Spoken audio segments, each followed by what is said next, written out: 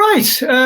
Good morning, good afternoon, good evening, everybody. My name's Jason Fox, and I'm going to be telling you all about NGSI, NGSI-LD, JSON-LD, how it all fits together, and how it works. This is my link. This is my two-sentence bio I came up with on the for the FIWARE Smart Fest, and perhaps more importantly, you can contact me if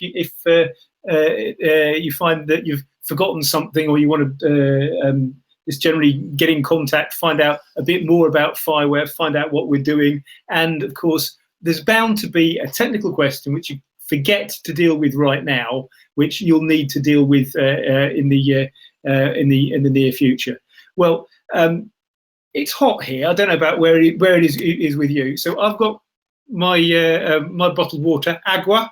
Everybody, and take it nice and slowly. And we'll be taking a few breaks here as well, just to make sure that we've got the full understanding.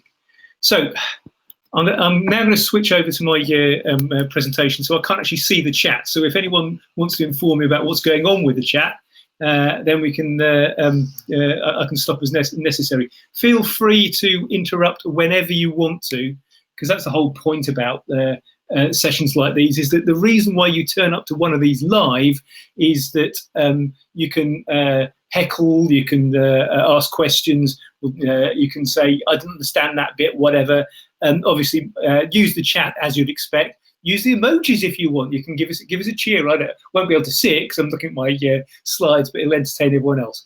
So, what we start off with is, what is FIWARE? And I'm not going to go into the full details on this particular slide deck. I've actually got two slide decks.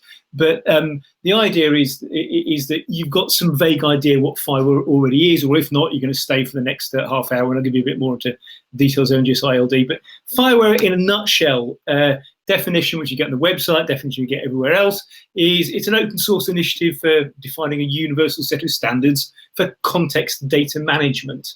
And in the case for I4 Trust, for example, you need to have a well-defined interface in order to transfer your data from one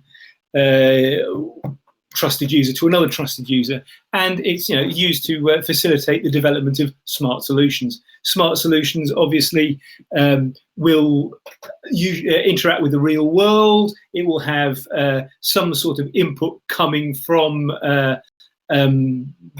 sensors, or possibly pushing changes to the real world by using actuators. It will generally, it's a model of what's happening out there. In other words, it's a digital twin.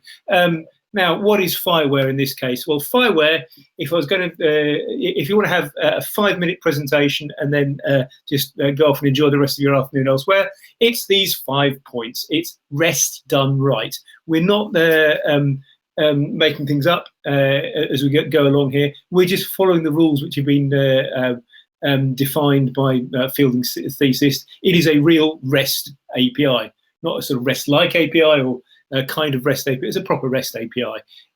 You map your HTTP verbs to the appropriate actions to change your resources. Each resource is in turn an entity. You can obviously get readings by using a get.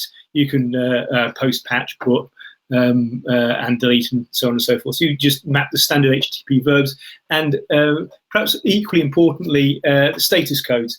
NGSI does not tend to give you back in the same information you sent it. It just tends to give you back whether it's succeeded, partially succeeded, or failed. Again, this is because this is the way HTTP is supposed to work. If you want to get back more information, you would make a subsequent request. So it's quite terse. There's not much to see. We will actually have some demos later on, but it's a middleware. So what do you expect? It is a JSON payload. JSON, JavaScript object notation language. Very well known within the developers community, but it's JSON plus some additional structure rules. You have registrations to augment context and a publish subscribe mechanism for asynchronous processing. Again, all of these we will see in the second half of my presentation later on. These are the nearly up-to-date version of the current components within the FIWARE catalog. These are all open source components which can be used, which will plug into those NGSI, either NGSI v2 or NGSI-LD interfaces, or be usable around them. So, for example, on the case of security, security is agnostic, so it's it will you can use any of the security components, but the gaps between the various blocks, so between your IoT or your robot and a context broker, or between your context broker and a visualization tool or whatever, the gaps there are all done using NGSI and using this well-defined interface, which means obviously you can swap things out. You can, if you don't want to use device X, you can use device Y. If you don't like this particular dashboard, you can use that particular dashboard, and so on and so forth. So it's very much in the same fashion as with a Lego brick. A Lego brick has got well-defined studs, so you know how things stick together. It's up to you to decide what sort of house or racing car or whatever you're actually building. Really, really generic stuff. So NGSI v2 already exists. NGSI itself is a concept which goes back to OMA NGSI, which is a telecom standard. NGSI v2 is the older version of the interface. So you imagine you have a system which already has NGSI v2. It's got this lack of vendor lock-in, as I mentioned. You can use whatever you want. You've got effectively this middleware in between the different layers, and it's already got proven flexible architectures. You can set up powered by FIWARE solution, powered by Red devices, and so on. So imagine you've already got that with your NGSI v2. What's the point of NGSI-LD? Well, NGSI-LD is going to be the same thing, but with LD, linked data. Linked data. Why? My data is useful to me, but it's more powerful when shared with others. Again, I4 Trust, we're talking about sharing information. But we have a problem here, is that I can't control your data format. Your data format will be basically down to whoever has designed it within your system. So this is where Conways Law comes in. Conways Law points out that the structure you'll come up with will broadly reflect the organization in question. If you're different to me, how can I share data and benefit if I'm communicating differently? Well, we need to come up with a rule set, and this is JSON-LD, linked data, which allows different organizations to communicate between themselves. Two illustrative examples. I mean, I like going for completely different examples here, and we'll go for a nice, more mundane version first. Mundane version first: car parking or cross-border tourism. Now, there are obviously, I'll swap that around. I'll do the other way around. Cross-border tourism. There are obviously barriers when you are talking about crossing borders. If you are in Menton in France, you're very close to the Italian border. The Italians are speaking a different language. You've got a different set of regulations, a different way of describing various entities compared to those across the border in France. But you've got the same situation with car parking. If you're a local authority and local authorities have got different vendors for buying their system, then in that case, potentially you could have a city which has got a car park just outside of its area, and it won't know about that unless it's communicating with its next door neighbour, and its next door neighbour could be using a completely different system. And you could end up with a stupid situation where this car park is empty, and we're not informing anybody about what's going on, for the simple reason that we don't know the details. We can't understand the language they're talking about. We need to come up with a common way of describing these. This is where you go down to data models, which is going to be Alberto's part of the presentation later on today, saying these are the attributes we will define. But equally, we need a mechanism for defining what those various parts of the payload actually mean. Linked data, as I said, this link JSON to JSON-LD. There's a very minor difference between a JSON payload, which I'm sure you're all familiar with, and a linked JSON-LD payload. And it's this funny, you can look to the payload at the bottom. The main thing is this funny @context attribute. Now, there are various ways you can actually introduce an @context.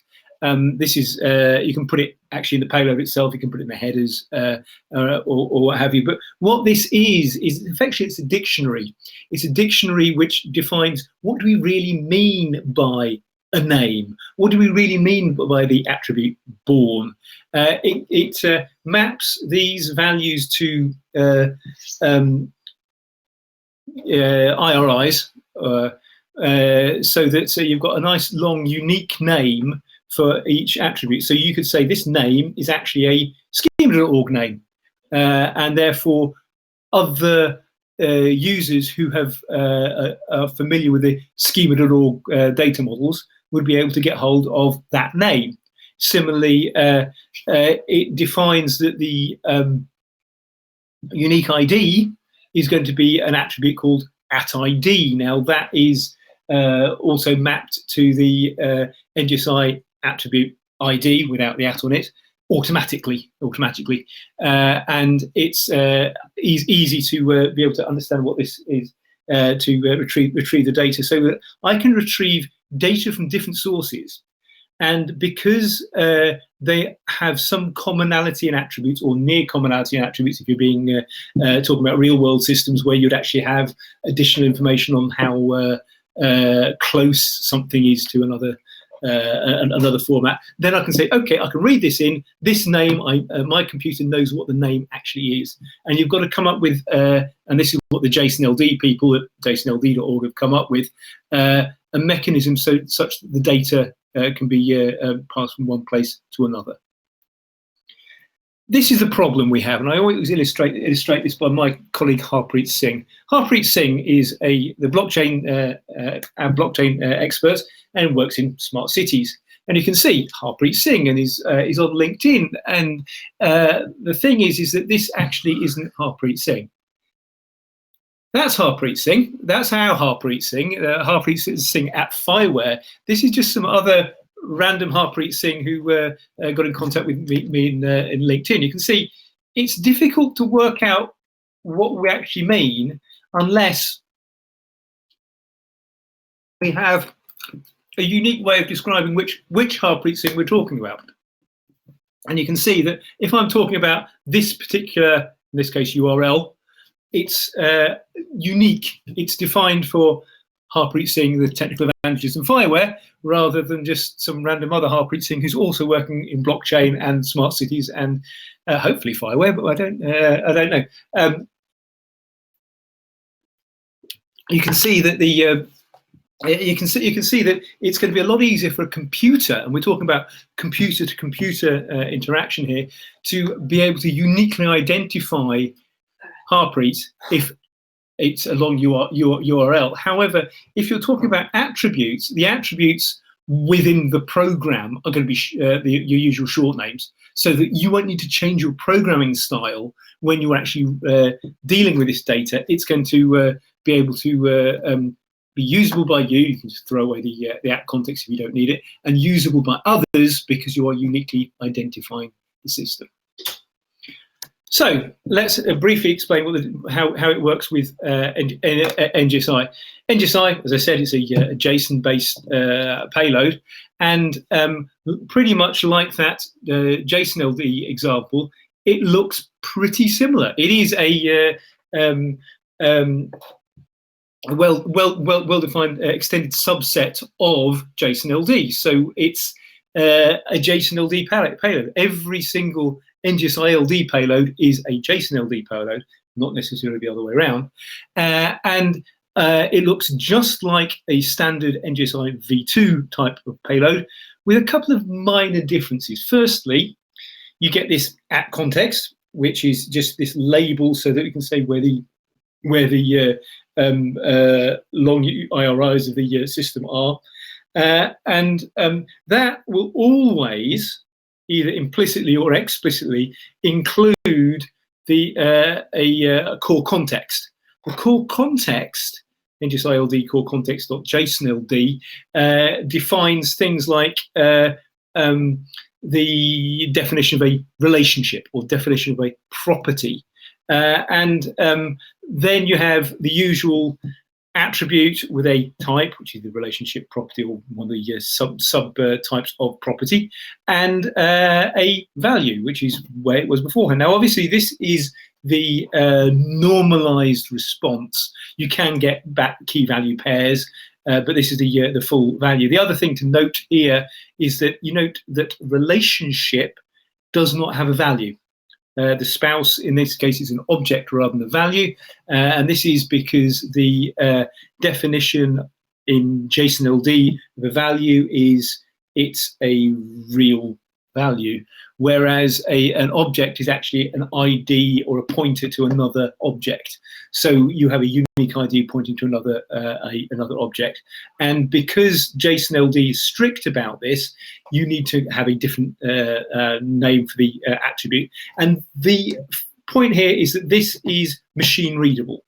It might be a little bit more verbose than just having key value pairs. It's a little bit more verbose than just having a type with a freeform value. This could be something like temperature or whatever. It's either going to be property, relationship, or value. It's not going to be GeoJSON. It's not going to be open like that. But this means that it's much more usable by machines. Very briefly, you can see the differences between the two if you look carefully. I've actually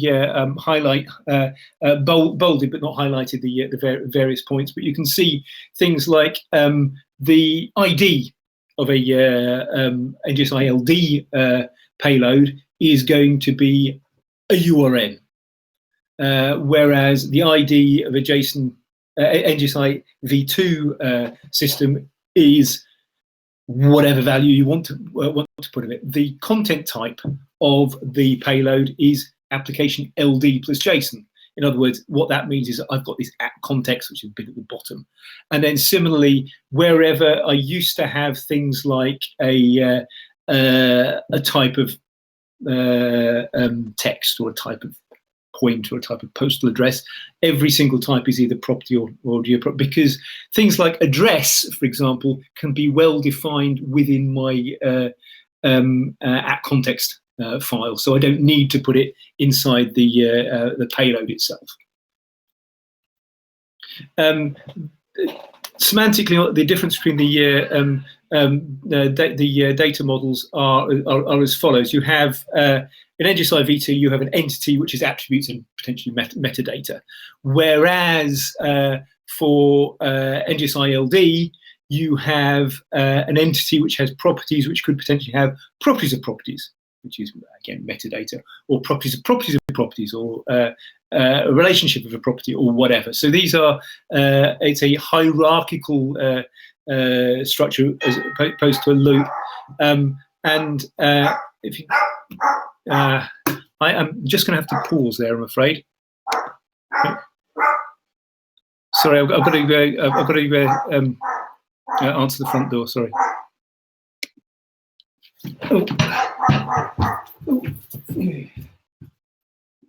That's not direct. So when you are in a concert in life, these things can happen. Okay.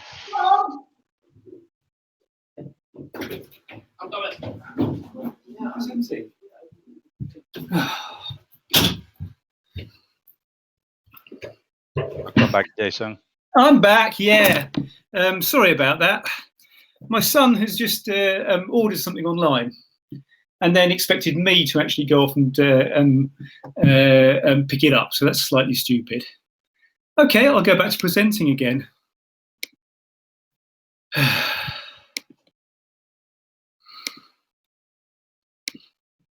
Can you see my screen again? If you can't, please shout. So where was I? Oh yeah, so NGSI v2 is either going to be a is going to have the attributes or metadata, where you've got the hierarchy for the NGSI-LD version. This is a shorthand schematic of how this actually works. So, for example, you would have an ID which is URN. It must be unique. It is possible to have non-unique IDs in NGSI v2 if you were working it properly. It must have a type. The type itself is going to be a fully qualified URI. Now, this means that you don't actually usually have a type of building. You have a type of URI, blah, blah, blah, blah, blah, blah, blah, blah, dot building. Now, you'd never use that. You'd actually just put that in the JSONLD at context file, so you can still use your short names, but effectively everything you define is using long names rather than short names. We have a series of properties, which obviously, again, each property can be fully expanded, or you can have properties of properties. So you could, for example, have a verified field inside the address field, or you could have a relationship like managed by, and then you can have, say, properties of relationships like managed by so-and-so since a certain date, which is going to give you metadata of the rest of the file. So, and once again, we have a series of relationships you could support, managed by, subordinate to, etc., etc. Reading the data, as you'd expect, it's a GET request. It's not exactly earth-shattering, but there's one thing you will notice here is that there's this link header. Now, the link header might look a little bit verbose on screen. However, it is going to be, it is a standard HTTP header called link, and it's defined this way to point out that it's type of at context, and it's going to be of type link data plus JSON. Once again, I'm pointing out the accept header is either, there are multiple accept headers you could offer. You could have, I want to get back the at context back in the body, in which case the accept header will be application LD plus JSON. Or I could just say, I don't want to have the at context back in the body, in which case it would just be application JSON. In the case where you don't want this funny at context attribute, you can get it returned as a link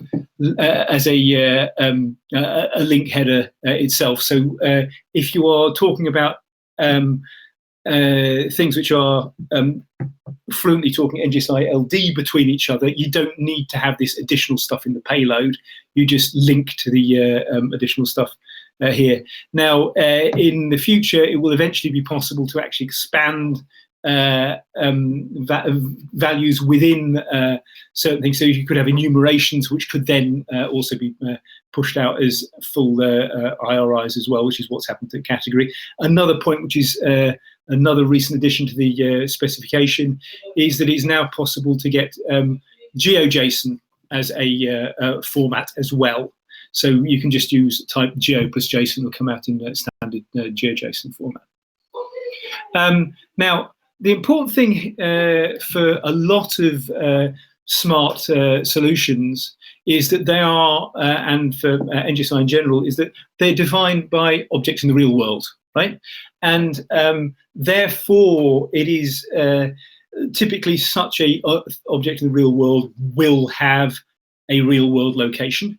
And one of the restrictions which is defined, like all the rest of the restrictions within the core context, is to say, okay, if you have a location, it's called location. It's not called Standort or Okibashu or place or geocoordinate or whatever. It's always called location. Now, you're saying, well, that might be a little bit restrictive. Well, no, it's not, because what you're actually saying is that this links to this URI. So if you really, really wanted to come back with your data saying something like geocoordinate, you could change it. You just have to have a mapping such that the etsy.org NGSI-LD location long name, IRI, is mapping to that actual value.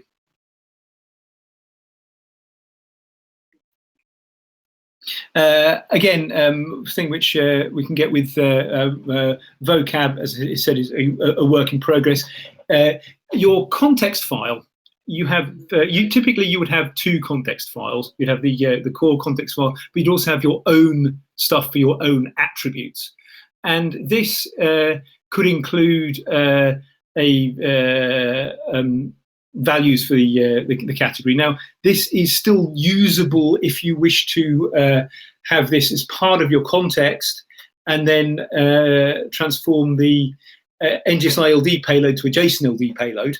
But at the moment, this is an extension which is in progress. But otherwise, if you what this file is saying is that if I have in my payload, this previous payload, which was there, something like an ID, like every single FIWARE thing has got an ID, it is actually an @ID as far as JSON-LD is concerned.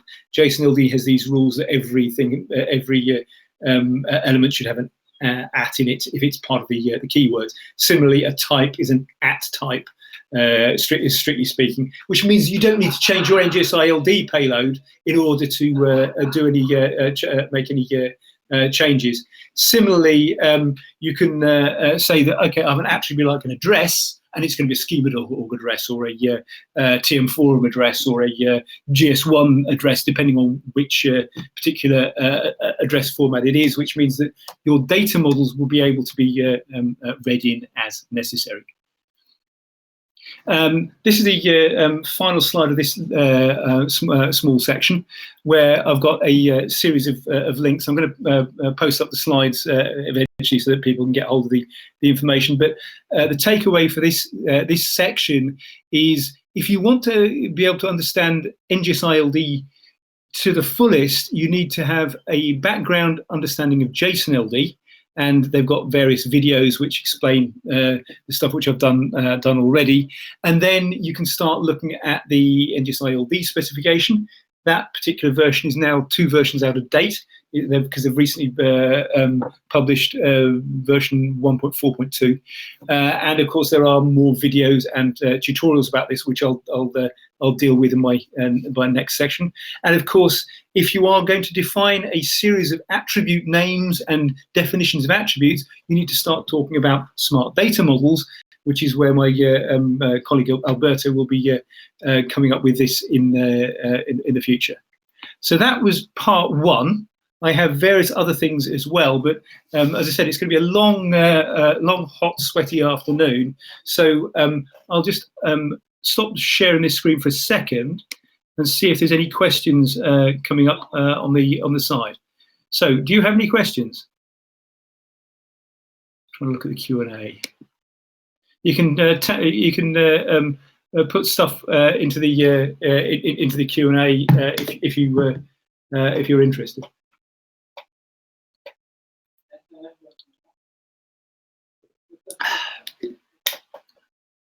I'm just briefly going to shut a door because it's still being very loud.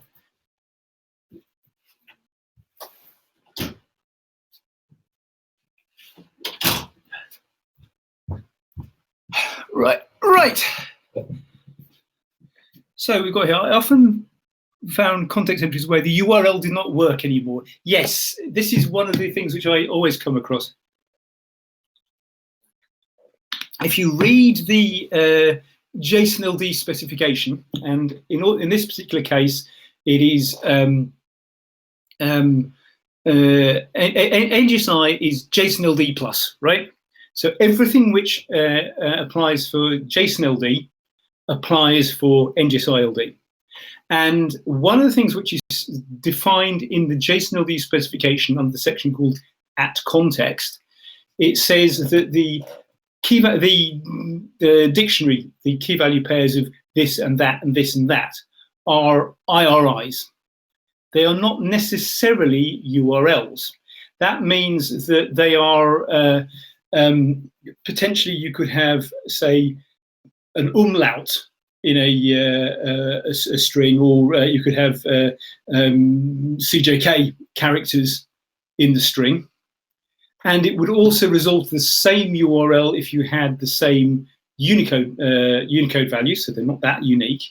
But IRIs are not necessarily defined as URLs. Now, Alberto has got an opinion here, and I'll bring him in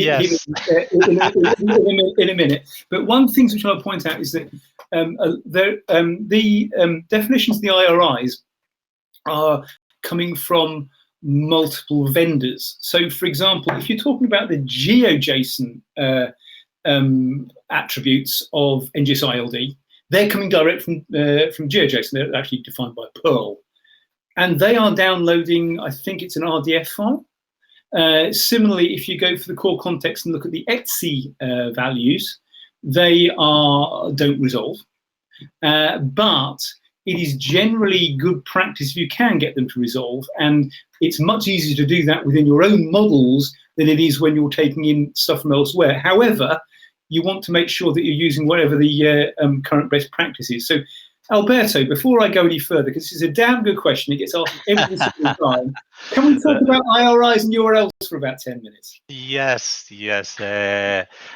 First thing, so Christian and possibly the rest, is quite, let's say, natural to think that this should be an URL taking you to somewhere, and not just let's say a code which makes the actual meaning or the precise meaning of your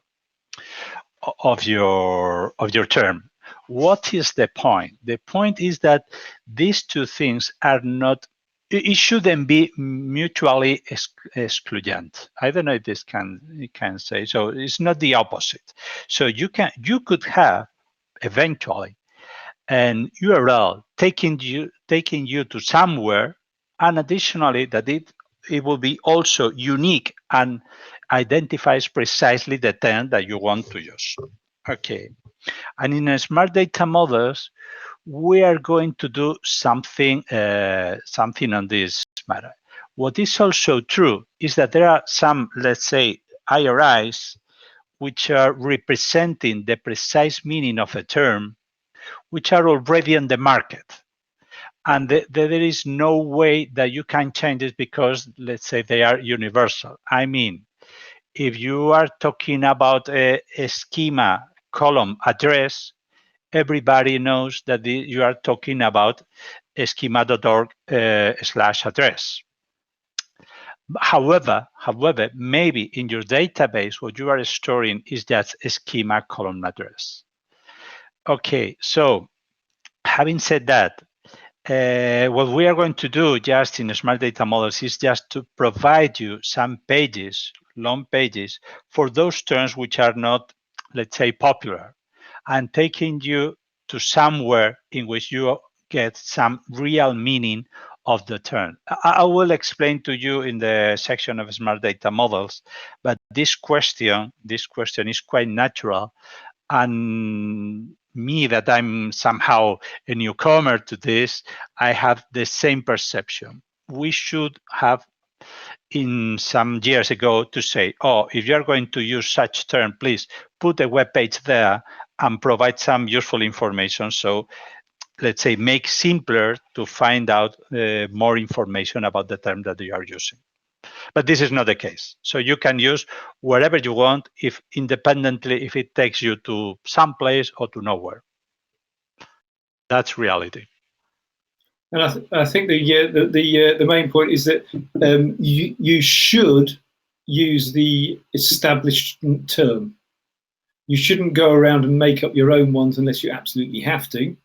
And yes, if you do absolutely have to make up something because, I don't know, there's nothing so far on, let's say, smart tourism, you should then go to something like smart data models to say, I'd like to come up with a new model for hotels, because what will happen is you can look in there and it can say, well, okay, there's the UNO smart data model on hotels. There's a schema.org smart data model on hotels. Why do you need to make a new one?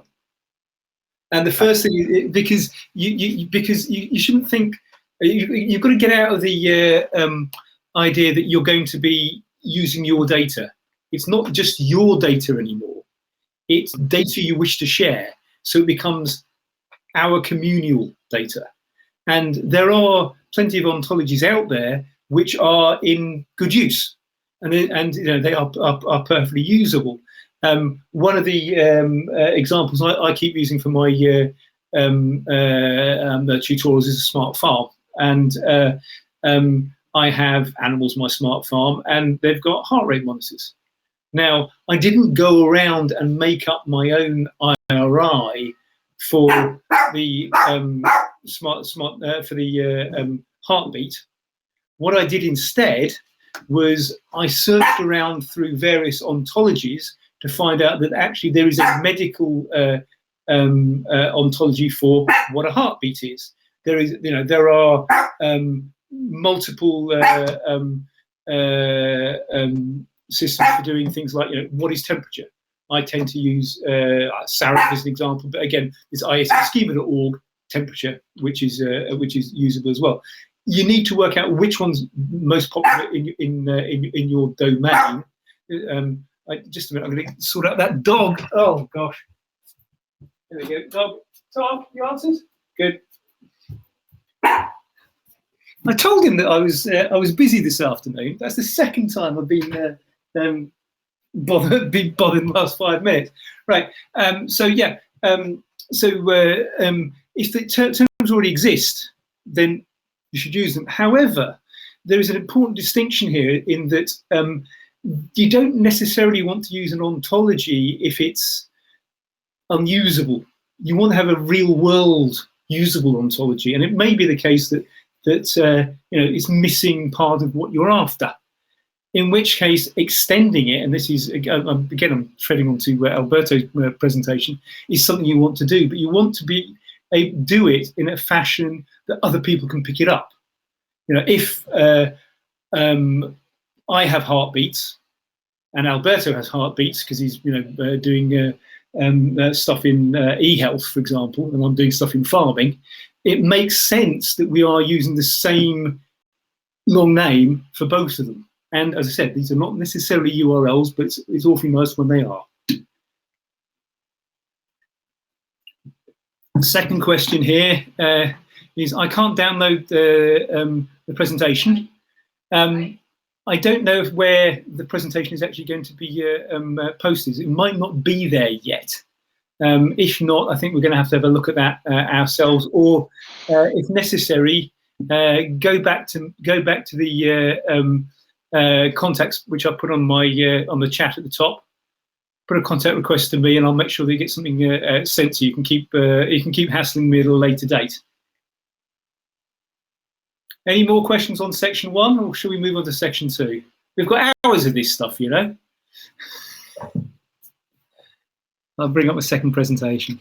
It's a longer one. Right, so where are we?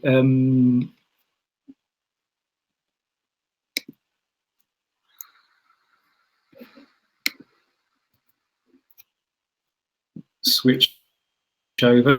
It's always worrying when the screen goes black when you are closing a presentation. So where are we? That one. Right. I'm going to present again.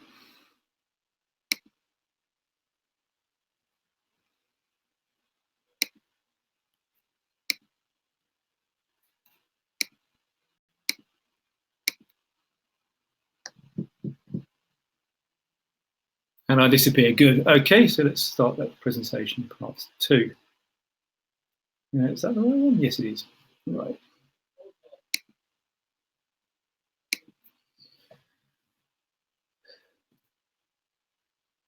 Right, I'm going to mix it up a little bit on the second half. I'm even going to try and show some video as you probably realise, we're using AirMe, which is great because you've got all these things like the chat and the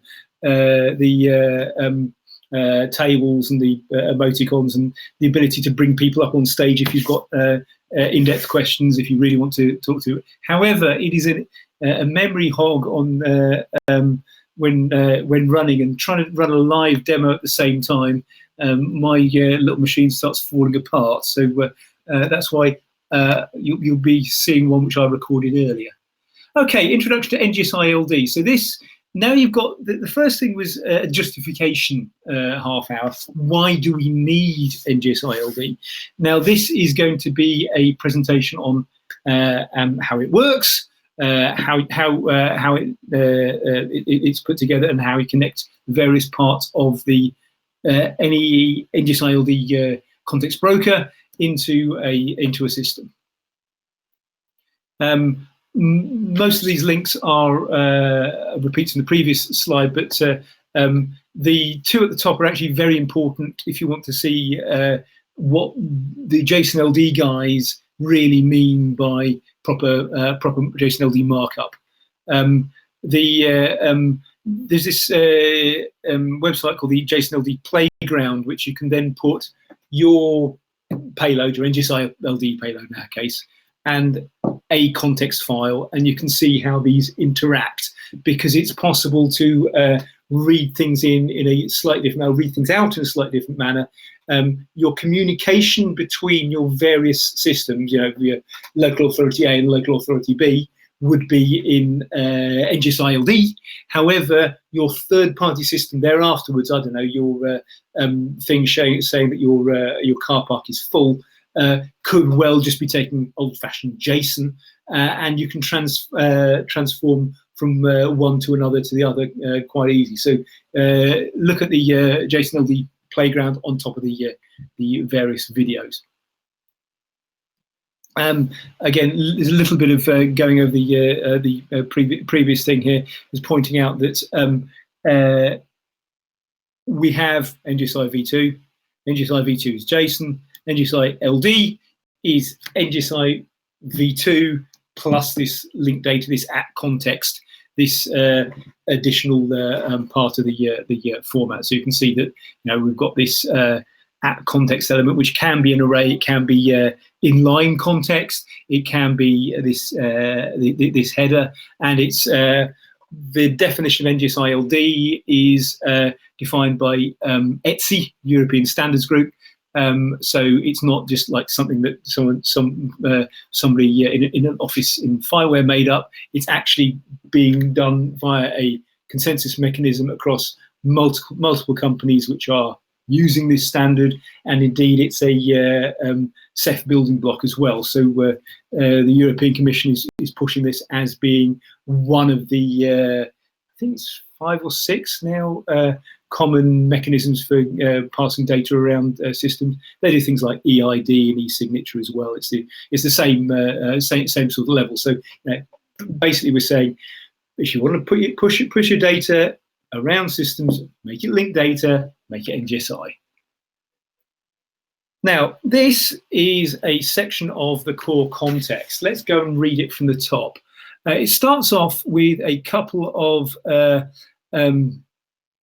fragments, and I believe that, the first one is definitely an IRI, and the second one is actually a partial URL, which states these are the prefixes we want to paste in further down. So wherever you find NGSI-LD, you'll get this ETSI string, and you can see that the rest of it, like the date or the date time, is going to be shorter. What happens is you take the NGSI-LD bit and you paste it colon on the right hand side, and then you paste in the full URL. There are several keywords in JSON-LD, as I said, like at ID and at type and at container and at list, and these are in this particular case, because NGSI v2 had a well-defined ID and type for everything. You don't want to change that. You can use either one. You can either use ID or at ID in your payload. You can use type or app type. And all that this mapping is saying is that this is the equivalent of. So what you look at on the left-hand side is what I would tend to call your short names. And what you see on the right-hand side is the full IRI, or can be expanded through to the full IRI. The second block is your effectively your primitives. The JSON-LD can take any, NGSI-LD can take any JSON primitive, plus it's got well-defined types for date time, which are based on your UTC dates. And the next section are all defined by GeoJSON. So that, again, there is a well-known authority here, which is Perl or GeoJSON. So therefore, we even the core context differs to that provider of the IRI. The next section thereafter was things like property, geo-property relationship, are the well-defined types of the attribute. There are about 5 of them now. And moving on, when you are talking about things like subscriptions or registrations or what have you, you have additional names for various functions, which again are well defined. So the core context is the plumbing which defines NGSI in JSON-LD format. You can see on the right hand side we now get to stuff which tends to be camel cased rather than uppercase, which is there are a few well-defined attributes. You can't get away from these, or rather you shouldn't get away from these because they're rather useful. If you want to be able to use the GeoJSON features such as geofencing, for example, you need to call your JSON elements within a GeoJSON type coordinates, and coordinates is defined in the core context, and it must be a list of coordinates. Yeah, it's longitude, latitude, altitude.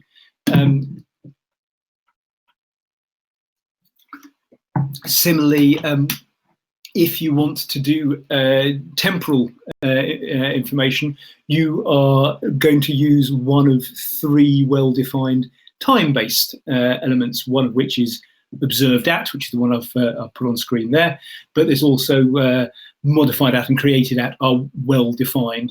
And similarly, if you look at the payload itself, things like value need to have be defined as within this list. So value is well defined as holding a value. Now, if you have any elements which are not defined here and not defined within your own context, there's this final at vocab line which says that anything else that falls out of my scope, I will place into the so-called default context. Now, I've never really found the default context terribly useful, but it means that it will display using the short name, it will be accessible using the short name, and it is actually going to be based on the default context. On the whole, you should define everything, because that way people will know what you mean. If you don't define it and it's on the default context, chances are that no one else is using it in the same fashion as you are. Okay, so NGSI-LD is an evolution. It's not massively different to V2, even though I'm very much emphasizing the differences here. You can see just from the compare and contrast on the endpoints, instead of having an endpoint called /v2, it's now called /NGSILD v1/entities. Obviously, it's versioned. And again, you're using the REST verbs the way you'd expect, and you're using the payloads the way you'd expect. The difference being that NGSI v2 will only offer you payloads in simple JSON, whereas NGSI-LD has well, 2.5 versions now. It's got JSON payloads, JSON payloads, JSON-LD payloads, and also a GeoJSON version of both. time for a demo. Now, this is going to be fun because I've not tried doing this on AirMe before, so bear with me. I'll see whether this works.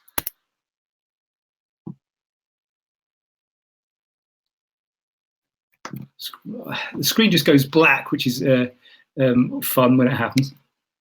Right, so that is that right? The right one, Quicktime Player? Yes, getting started. Right, so I'll now go share. I'll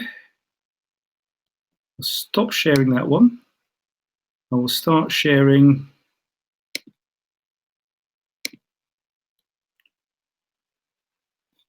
Window. Share. Right, so let's see if I can get this to work.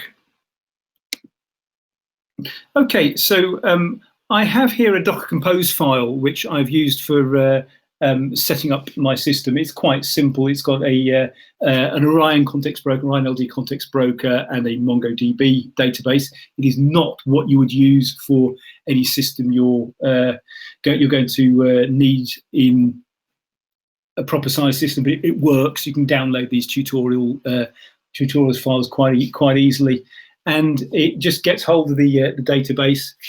The database is just there for disaster recovery because a context broker is only holding the latest value of anything, and it's got these various functions we're going to do a bit later. But will eventually come up as saying, okay, I'm a file, and I have a context as well, which is this file which I'm going to look at now. Now, for within my actual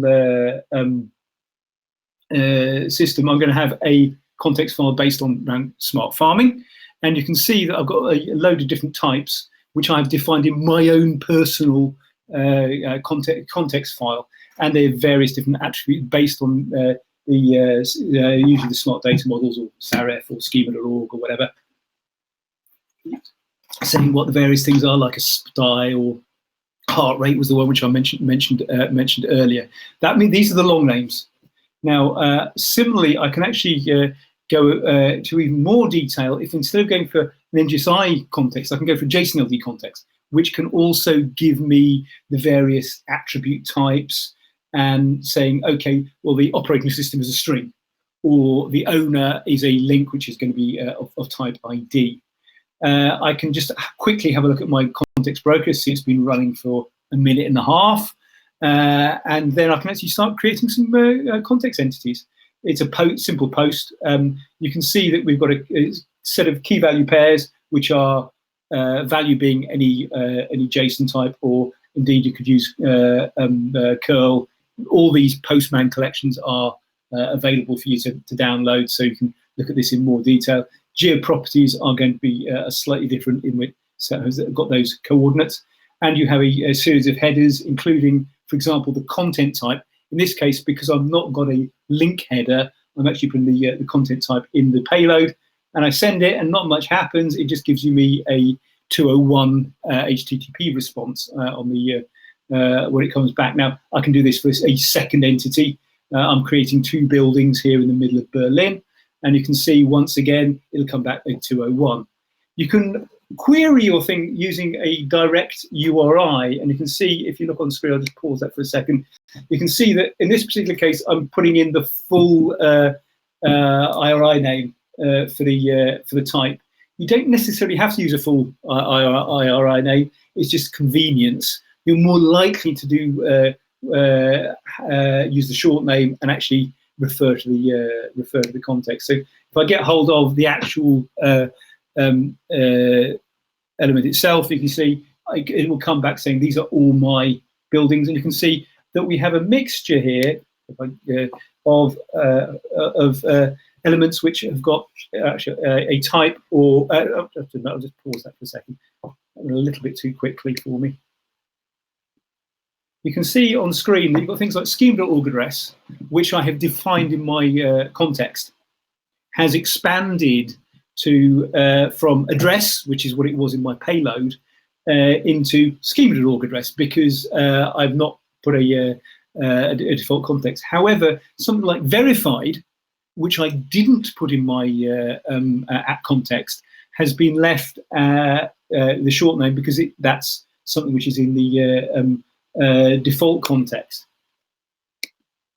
Now, I'll just scroll down a bit for. Now, confusingly, you'll find that there are a few keywords like name. Now, name is defined in the core context because it's used within the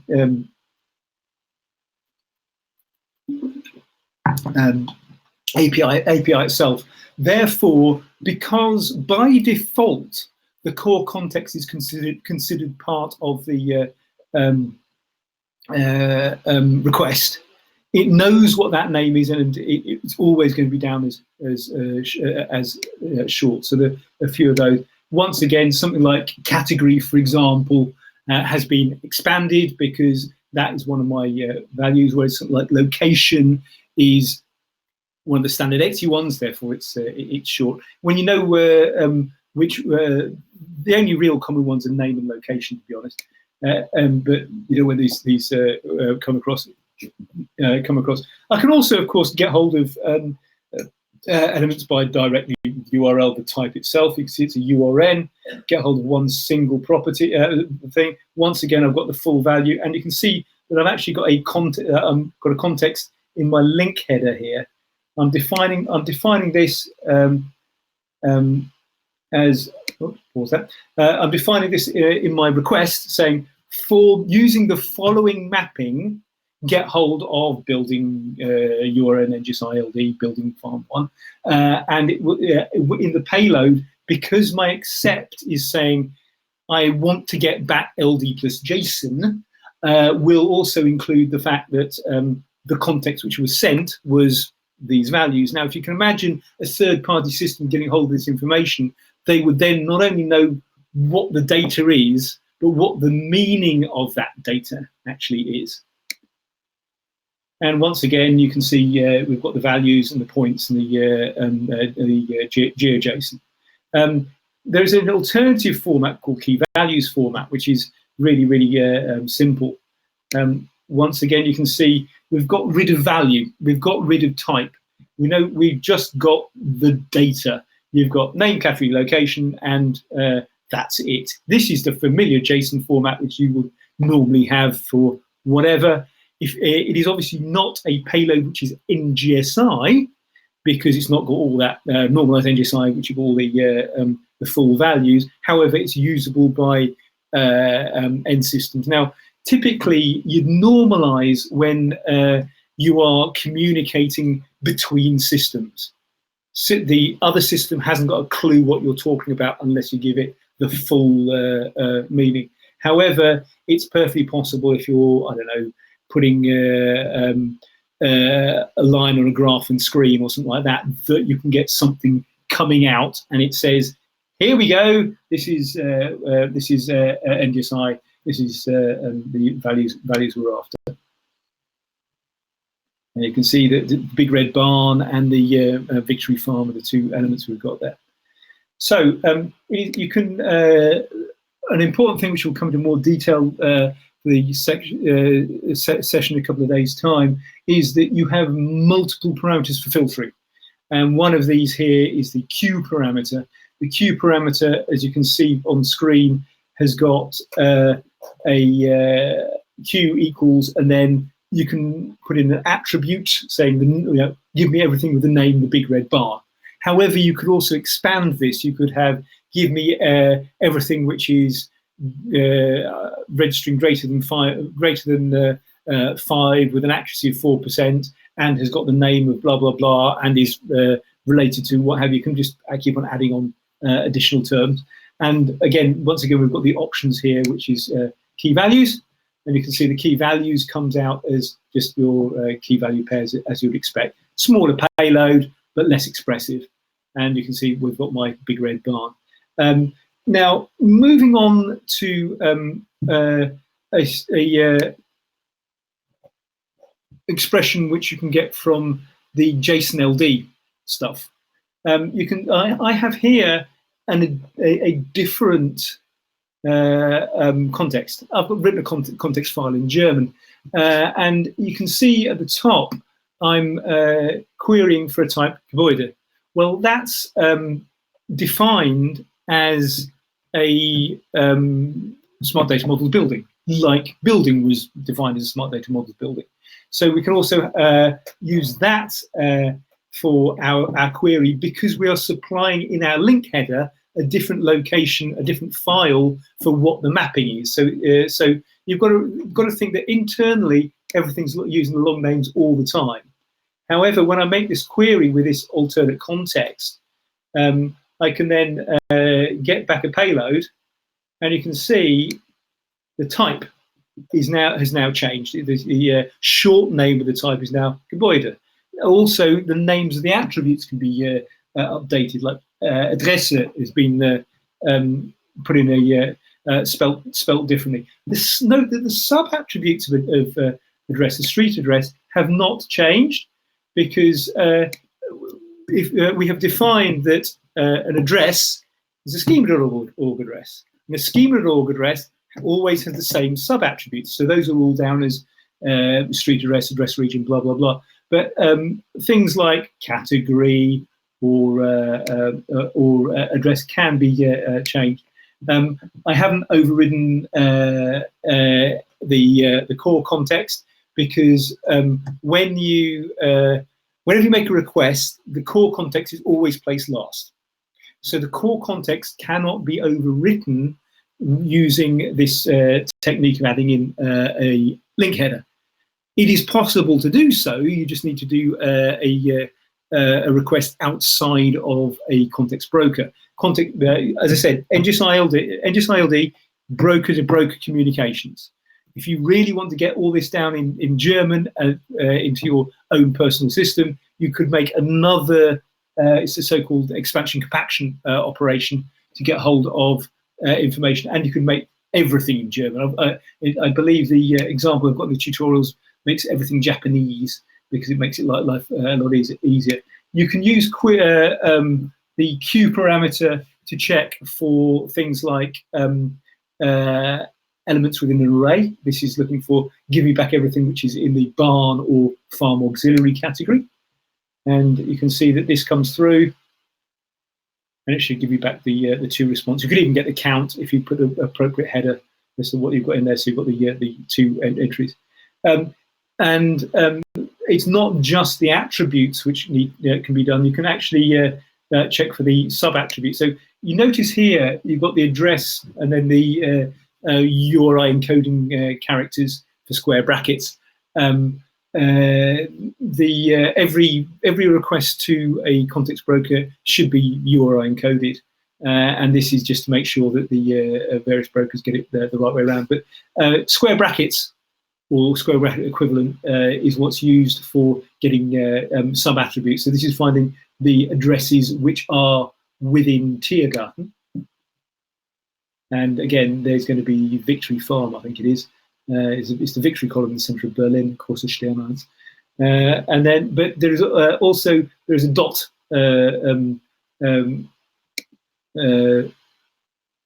syntax, and this is finding metadata. So this is finding the property of the property. And in this case, it's saying, give me the buildings where I have set the address, where the address has been verified. You can see that there's a difference between querying the data itself and querying information about the data. This is again going to be useful for things like saying getting the correct unit codes, or the devices which you've got high accuracy or whatever. That would be your filter address here. Now, finally, the last example from this section is talking about geofencing, and there are a series of attributes you can add to your query around geometry.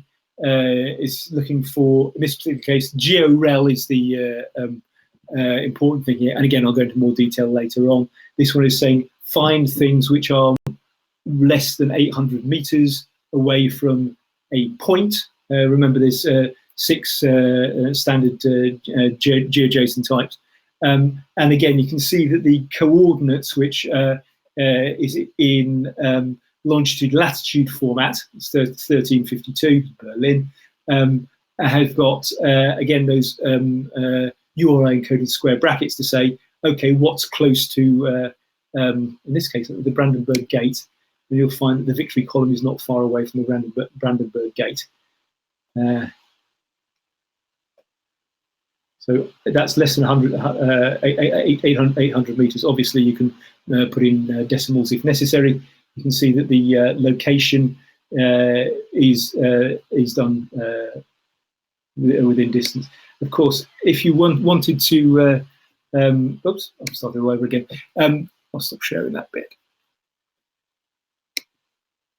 And whilst we're at it, I'll get rid of this one here because that's the first video done. Right, so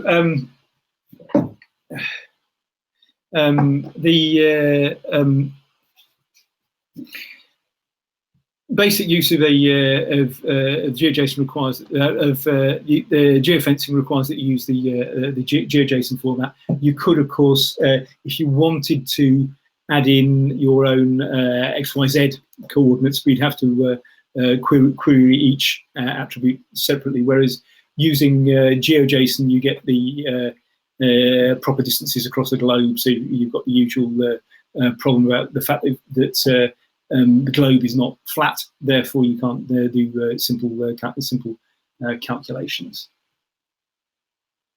Right, I think to share again.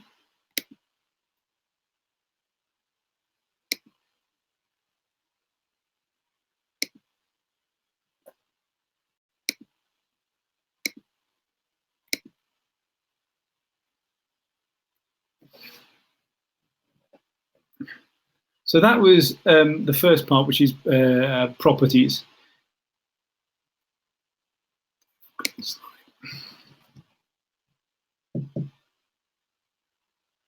And you can see all we're showing here is the context broker. There are obviously many more in-depth demos which connect additional components, but NGSI-LD, just looking at the interfaces of NGSI-LD would just be looking at the context broker. And this is a summary of what we've done beforehand, saying, look, it's application JSON versus application LD plus JSON. It's got type Boolean versus type property plus Boolean, and so on and so forth. And it's got this funny at context business. So creating an entity, we've done that slide already. And we've got the type as well. Reading the information, again, you've got the two and a half, three types. I didn't show the GeoJSON format. I can show that at a later date. But the basic thing is that you can either get JSON or you can get GeoJSON. And of course, because you're getting JSON-LD in this case, you have an at context, which the computer will then read. Core context, we've done that one. I think that's one. Okay, so where are we? Okay. So NGSI-LD relationships. The whole point about linked data, it's kind of in the name. You want to link your entities together.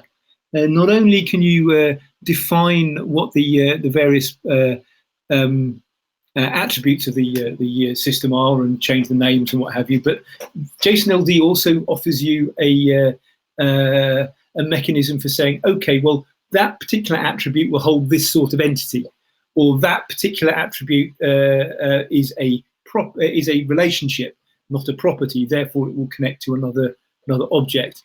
And the JSON-LD is effectively a collection of graphs. It's a label-directed graph. So each NGSI entity is a node. It's typically something that exists in the real world. And each edge, which is a relationship between the two, is this link saying, for example, I am a thermometer. I am placed within the big red barn. It's a relationship.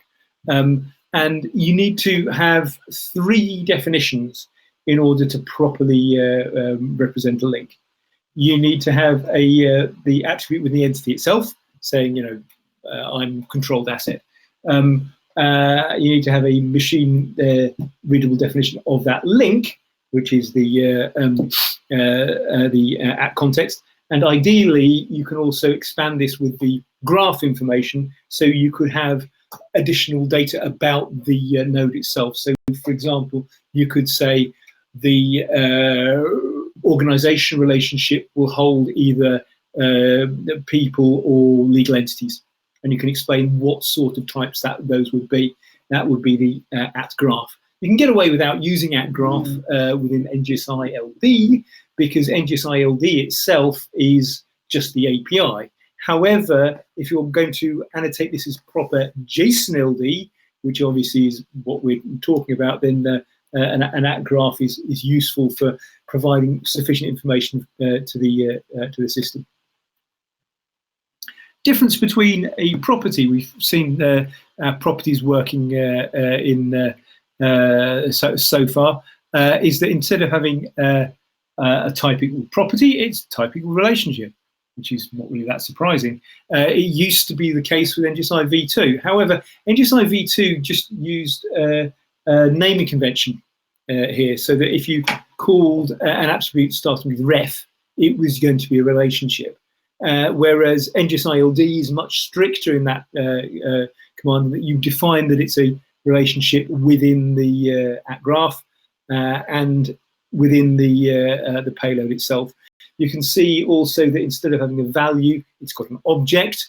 That object is actually pointing to an at ID, which is why it's a URN. And you can see overall that the actual type is not relationship in reality. It's this IRI, it's URI, it's or NGSI-LD relationship. So everything is defined for usable by a machine. Once again, you can have either just a simple relationship, like I'm stocking product 1, or you could have something which is more complex. You could have this shelf is located in building 1, and the installation of this was requested by Bob the manager. So that's a relationship of a relationship, or it could be installed by, again, employee 001, or you could even have properties metadata about located in, so whether the status of the work of the location in has been completed or not. So you can see that you've got total flexibility here. What you would need to have for those attributes, of course, is this final line, this at context, which is telling you where these elements are coming from. Formally, and I've shown this on the JSON-LD context, is that within if you retrieve back key value pairs, then you will find that these the objects are actually IDs. Within the NGSI-LD normalized format, they are still this object of type relationship, but within the key value pairs, it would be an ID because you're pointing directly into another element. And you can actually add, as I said, add in this graph. So, for example, if you have a product, you could add in additional metadata around this product entity, which is what the tutorial colon product is all about, saying it is of type RDFS class, RDFS being one of these ontologies which defines additional information. And in this particular case, we've got some description about what the product actually is in both English and Japanese, and it will tell you what we should label it as. I label it as product, or indeed the Japanese label for product. So we are, in this particular case, completely clear as to what this is a type of thing, and it's something we sell at the store. And furthermore, your at graph can also describe the attributes of that. So saying, okay, requested by as a relationship, and it's an object requested by a person, or the equivalent in Japanese, or whatever additional information you wish to push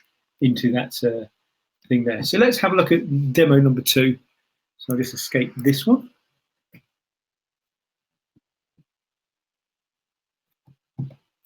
And demo number 2.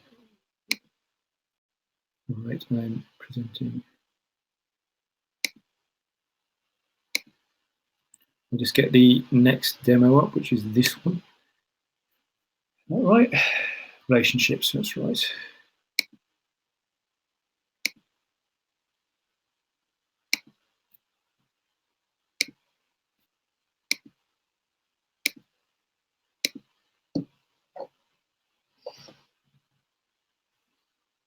Once again, we've got the Docker Compose, same Docker Compose as last time, running the system. Shorter demo this time. So we've got the MongoDB, and we're just going to run the context broker just to start it from scratch again. I think I put in some entities at the beginning of the demo just to show you what I mean. So I've got some entities, but I haven't got any relationships in there yet. Obviously, this is not the way a real live system would work, but hey, it's a demo. What do you expect?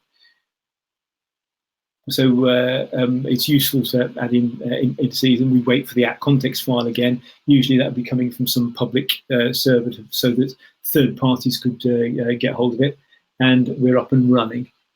At which point I can bring up Postman and have a look at my context file again. You can see that I've got the various bits of my JSON-LD in there. And look at my entity relationship. I can create several temperature sensors. At the moment, I'll start off by just putting in a series of properties. You can see from my properties, I've actually got a certain amount of metadata in my properties, in that things like temperature has actually got a unit code. It's got a value of 20. 20 what? Well, it's 20 Unicode cell, which is one of the UNCFACT unit codes, and it's, funny enough, Celsius, which would be cooler than it is here today. I'll just create some entities. Great, not a problem. I can do the same thing with a series of filling sensors. You can see it's just give me a 204 key. I can upsert something else. I'm not quite sure why Postman gives me this random information there. It's just their fault rather than fault of the API. And at which point I can then retrieve the information back. And you can see I've got a series of key value pairs, blah blah blah, which are showing me nothing of great interest. However, we can now start adding in a foreign key, effectively saying I have a relationship. In other words, my temperature sensor lies within this farm building, or my temperature sensor is owned by whatever. Now, controlling asset is one of these attributes which is well defined within the device data model. So it's a name which should be recognized by multiple systems. So I think I put everything in farm 1, farm 2, barn 2, farm 2, farm 1, so we can then start receiving information there afterwards. Obviously, the advantage of doing it this way is that as the building gets updated, we can get information about that other building, and you can see that we've got controlling asset coming in within the value itself. What we can do is we can look for just the controlling asset value, and you can see if I hadn't put this on that way there, you can actually see that it's coming through, that it's got the value itself, or we can actually do a parent-to-child start stuff. So saying that this is, I'll just pause that one. This is saying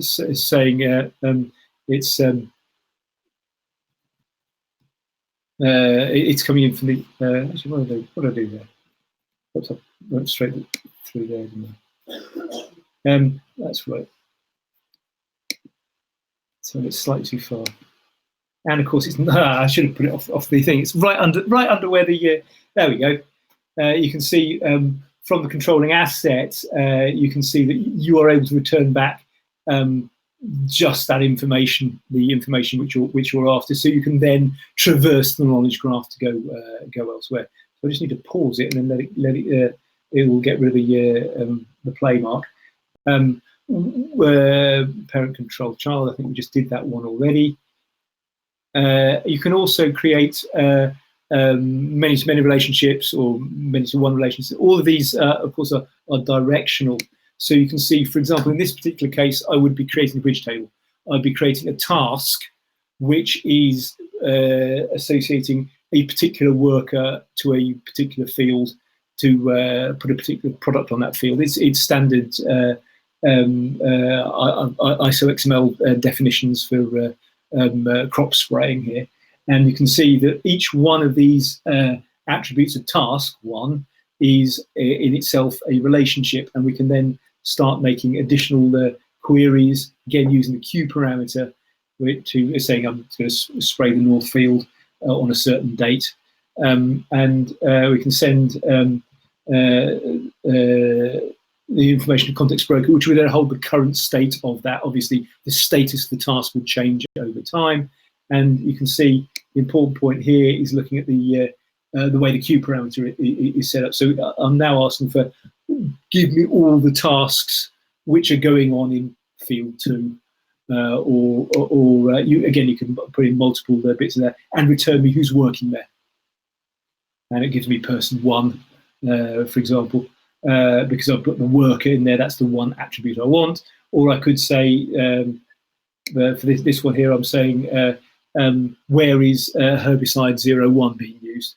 And again, once again, you can find out, yes, it's used in the same field.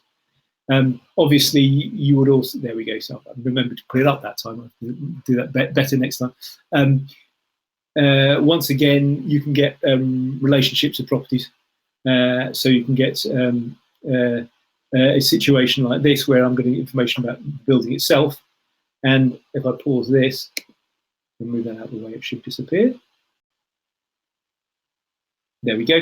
You can see here that this is a very common paradigm for devices, in that you would have a device such as a temperature reading. Now, that device is not particularly useful on its own. It's actually inside a building, and we're reading the building of the temperature of the building. So you'd actually end up with the temperature reading both on the device and in the building itself. So this is saying on farm 1, I have got a temperature reading. What is it? It's 20. Well, that's useless on its own, but with a unit code property for property, it says it's 20 degrees centigrade. Okay, so I now know how warm it is in the barn, but it is more useful to be able to say, this reading comes from the following device, because then you can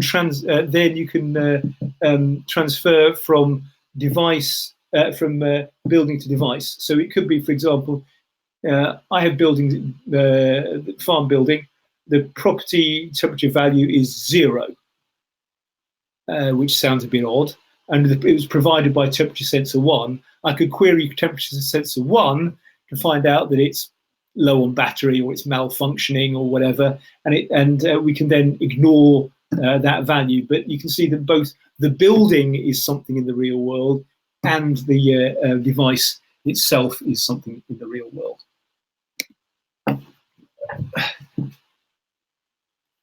Right, so I can move on to the next bit, which I think I need to stop sharing again and go for back to my slides again. I can get rid of that.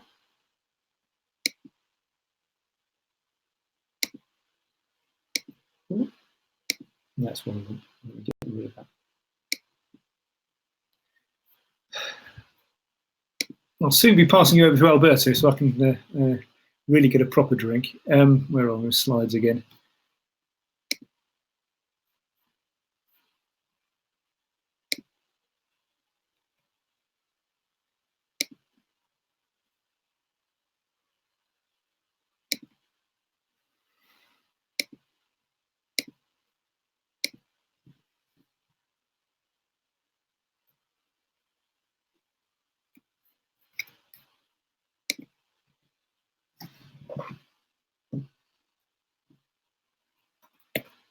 Okay, so let's move on to subscriptions. Subscriptions are how you connect a context broker in the NGSI-LD context broker to something which is outside of that central box.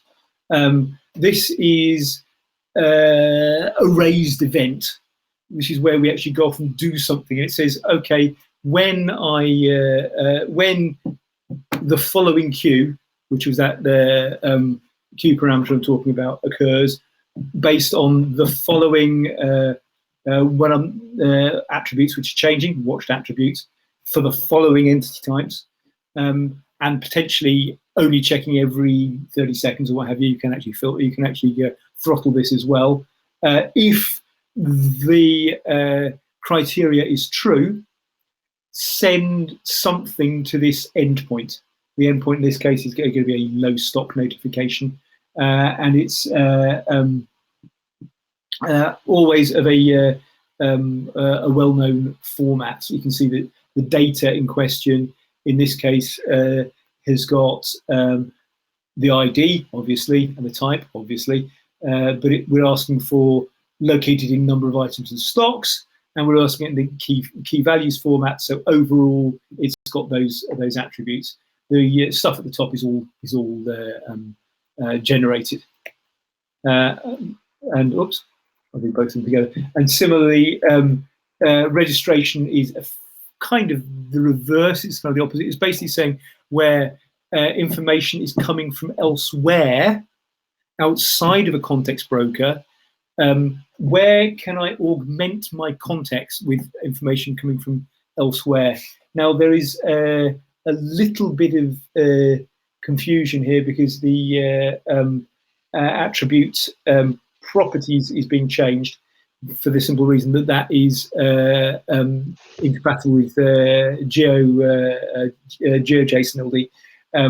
So it's going to be called property names and relationship names. So you might find brokers use the older format, but it will be property names and relationship names. But what this is saying here, and I'll show you an example of that as well, is saying for this particular building, the attribute tweets you can ask over that URL there. And obviously that URL over there will then process the information. It's going to be easier to show rather than tell. So let's finish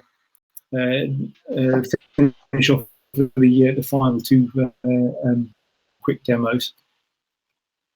Right. So stop sharing. Share again.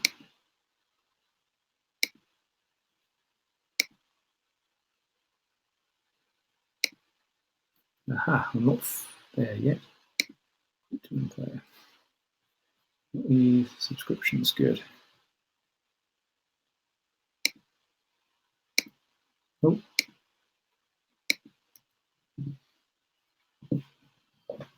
Okay, so we're up and running with a farm which has got some entities in it already, and I've got a little tutorial application which is just showing some stuff on the screen. So we'll be able to see what's received. I've put into my context broker a series of devices which are going to be able to work. The important one here is the filling station, because that's the one I'm going to be using, and I can then just add my feedstock to the barn. I've got a series of devices, and I'm going to be putting in information coming up on screen. That's my endpoint for viewing where the subscription goes.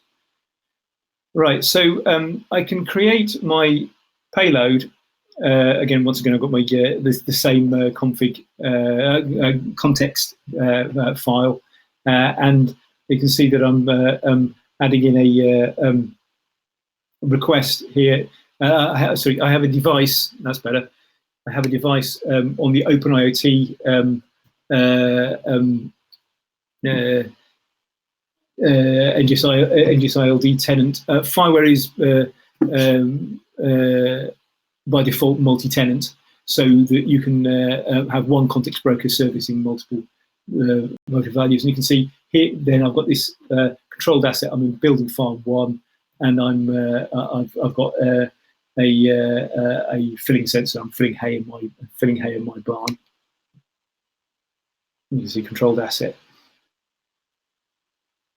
Now I can then create a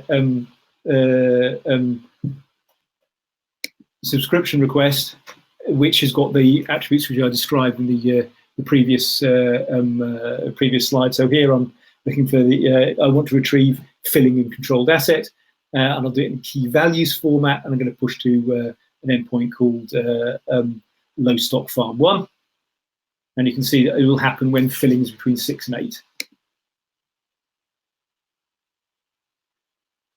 make that send. You can see the usual 201 comes through. I can do the same thing for that saying that's format key values. I'm just highlighting the stuff again. And then I can do the same thing for different formats, like the normalized format. We're going to put it between 4 and 6. And then finally, it is possible that you might have additional formats. This is going to be an NGSI-LD format, V2 format for legacy systems. And you can list the subscriptions. You see nothing coming through.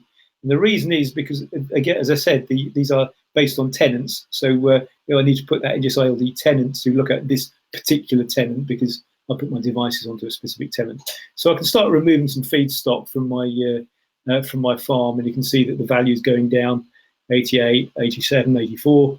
And when it goes below 8, you can see that a payload has been pushed to that particular endpoint. It's just displaying it on the screen. And you can see it's in that case, it was key value pairs. I'll do it a second time. It will come through, it'll go below 6. And you can see that one is is that one normalized? Yeah, just LD normalized format. And then you can see type and relationship in there. And then if I do it one more time, it'll come through, and it will come through as NGSI V2 format, which will be usable by systems which have not been updated to NGSI-LD so far. You can see that this particular case, the IRIs are in long format. You can actually get them to the short format as well. So that briefly is subscriptions. I will now try showing. I'll stop sharing that one. I'll try showing the final video. Ooh.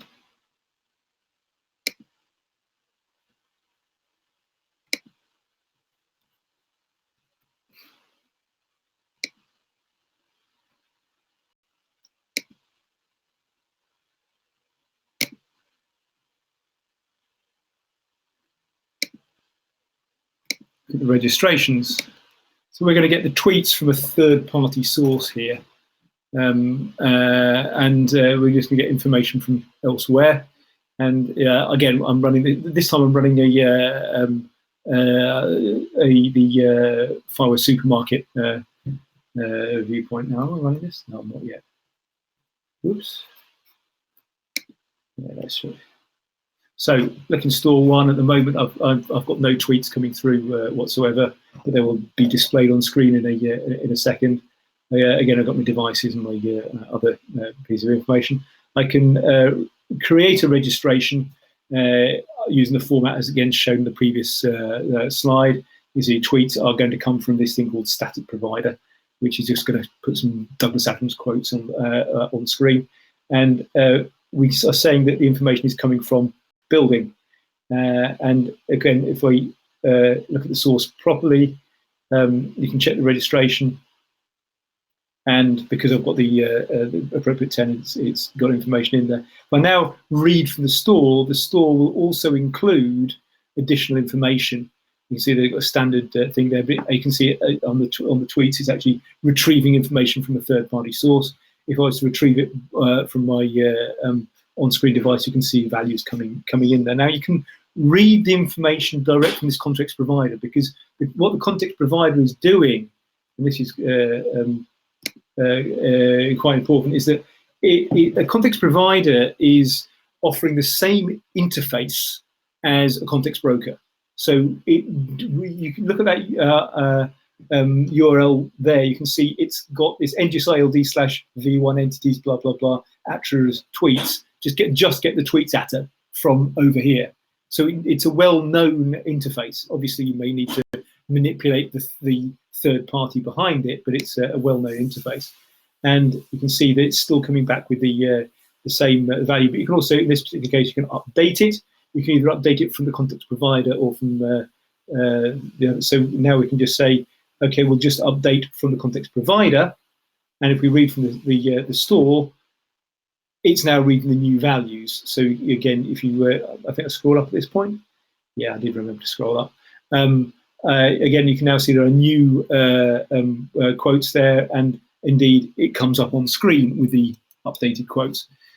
Finally, it is possible to forward indirectly. So I can either make a patch request to the endpoint where I'm getting the augmented context, or I can get a patch request directly from the context broker. This is the way that actuations work with devices. You don't care what the device is doing, what protocol it's using, what the format is. It's just patch request. I don't care. You just go off and do it. Go off and change it. So I'm just going to push one more set of tweets out there. And if we read from the store, you'll find out that they've got the final set of tweets, which I think says, I don't like Thursdays. Yeah, don't like Thursdays. And once again, you can see this is coming through to Context Broker. It's not the world's most thrilling demo, but it's a good demonstration of the sort of things you can do with a Context Broker. And you've got to think this is here for dividing the system so that you can plug in additional elements. There's one final share.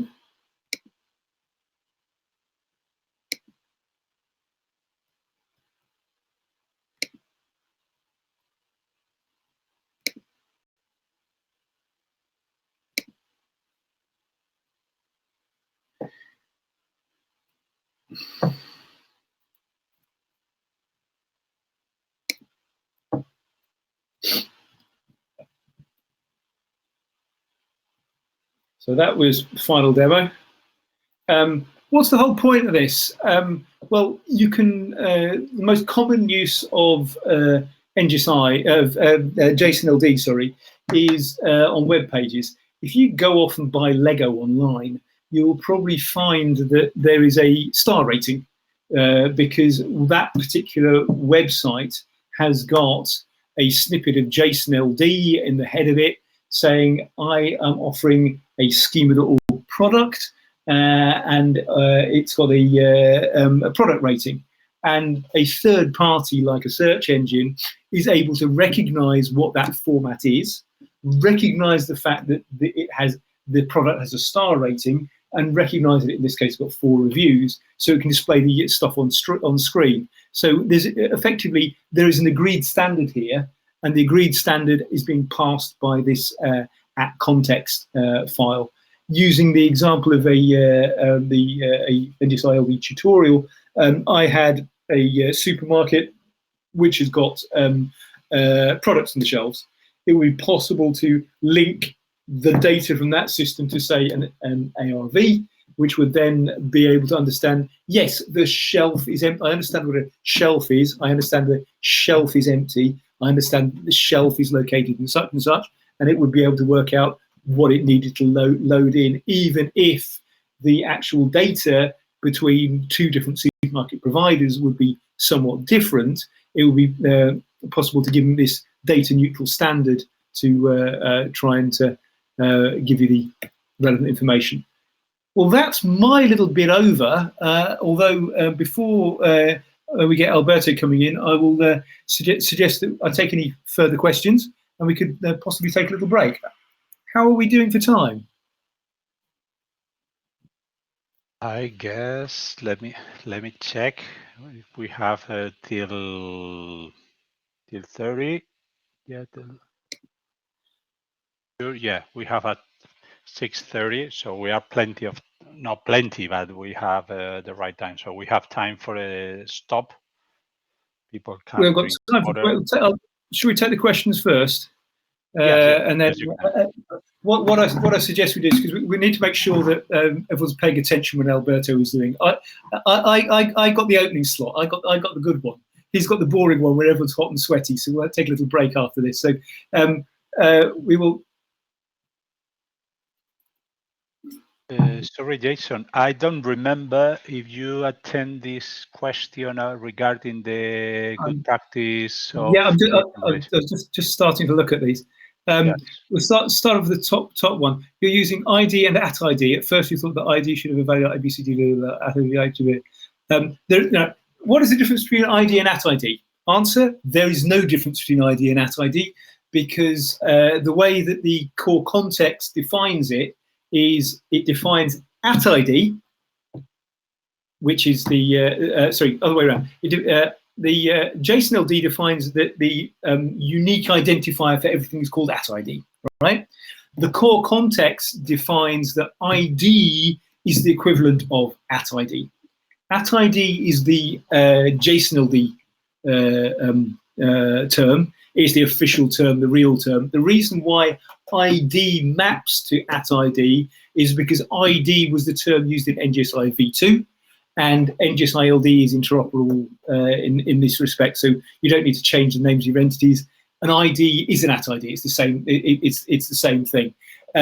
Where it does matter is if you are putting information into the @context file, then you are talking pure JSON-LD. Therefore, you must be using this @ID where appropriate. And it's when you're, for example, linking your objects, or you're defining something which is, say, a link to a web page, basically saying it's a link. It is the JSON-LD specification which defines the key terms like @ID, @type, and what have you, and we have to follow their rules. Right, second question. Is there somehow a kind of best practice of how to structure a relation?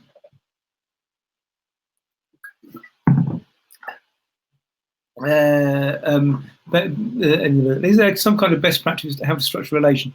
That the sensor knows its building seems a bit strange to me. I keep scrolling down. I haven't finished that one. Especially when there's a campus in a city quarter around the building. The reason why it was done that particular way is that all these relationships are directional. You could put it the other way around. You could say, I'm a building, I have the following sensors within me. And that would be equally doable if you want to traverse from building to sensor. So the main thing which I see as best practice is using this idea of separating your entities to what's on the device, using the device model, what is on the building, on the cow, on the whatever, for the animal model or whatever elsewhere. Where you should put the attributes is probably more going to be on Alberto's side of things. Having decided that you need to understand, I don't know, temperature, then you need to put the information in the right place. And there's nothing wrong with having it in multiple places, provided it's consistently updated as well. There was a provided by field linking up something. Is it stored with sensor? Yes. When you one things which I will cover on a later session is NGSI-LD IoT agents, and one of the things which the IoT agent is able to do is to update both the building and the device at the same time, and it will call it something like provided by, depending on how you have provisioned the device. What is the MQ parameter? Wow, we're talking some really advanced stuff here. This is to do with metadata, if you need to make queries on metadata. I will probably go into more I could go into more detail on stuff like that in the advanced stuff, because this is supposed to be the basic introduction. So could you ask that same question in a later session? Because it will take a long time to answer it here. So I'm going to duck that one. I have a question that I want you to comment, Jason, regarding so in a relationship, can you relate any kind of entities? The definition of a relationship is just type relationship, object, whatever the URN is. So there is no type checking by default within a context broker. It's not the job of the context broker to do validation. You've got the same issue with properties. If you want to validate a value coming in, that is somebody else's problem before you reach your context broker. You could use, say, a JSON schema or something like that to see, is this data valid? But that's not a job of a context broker. Context broker is just this thin middleware to separate your system from another system. And as such, it does one job, and it doesn't worry about the other additional stuff, useful stuff, but other additional stuff. So there is no type checking within the relationship itself. I was making you to comment because when in the second part, I'll comment something about it regarding this and digital twins. So. Yeah, okay, but yeah, I mean, you are restricted in that you have only got properties or relationships, or various subtypes of property. Actually, I'll come into that later. But yeah, what you throw in there, I don't think every context broker even checks that it's a valid IRI. I think there are a few nasty edge cases which are maybe not accepted. I remember I think I was raising an issue on the Scorpio broker a long time ago, where there was an IRI which was claimed to be valid by Microsoft, but wasn't being accepted by the library they had, or something like that. But beyond that, you can put any old rubbish in there, as far as I'm concerned, in the request. Just one last question, because I've seen that instead of in the question and answers, but in the chat, there is a question regarding when in the add context entry are more than one entries, how they work together. Okay. You need to define each attribute properly. Is the simple answer. If you have two attributes with the same name but different meaning, then you are kind of stuffed. The easiest way to deal with that would be to have two separate at contexts. If you want to have, I don't know, an attribute called refuse, because we decide to refuse something, and then you're also dealing with waste management, and you've got another attribute called refuse, which is a level of rubbish inside a waste container, and they're both spelt the same way and they've got the same name, then you're going to be out of luck.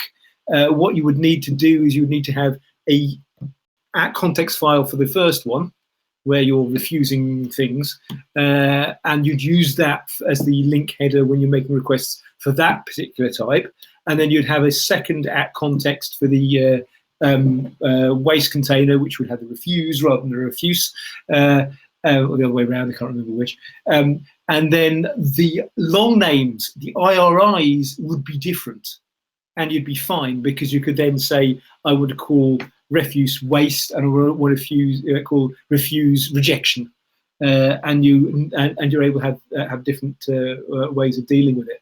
One of the reasons why I have a preference for creating my own at context file based off the smart data models rather than loading all the attributes at once is because there are a lot of models I'm not using in my tutorial, so I've got unnecessary bulk. And I also have definitions which I might want to use with something else at a later point. So I might want to do something stupid like have this name something for my context rather than somebody else's context. So try and keep your at context file to a minimum, covering all the attributes within the models you are using, and then you would be able to avoid having duplicate attributes with different meanings. The whole point about having these IRIs is that, going back to Harpreet, you can define this is this guy, this is that guy. It's not so that they have got unique names. So ideally, in your input data set, everything would have unique names, but by certain, every entry IRI will have unique names, in which case you can then map them to unique short names thereafter. Right. I think I'm going to shut up. Yes, yes. I think it's time to let you talk. You talk. The way I will do this is I will hang around. I'm going to sit on the tables after Alberto's finished to ask any more questions. But in the meantime, I could really do with a drink. I guess we should stop till 30 to 5:30 and then start then. I guess just for letting the people stop or something like that. Okay, so let's have a little break. I'm going to break out the beer in a second, or the agua. I'm not sure which, and we'll come back in 10 minutes. Okay, we'll be in the tables.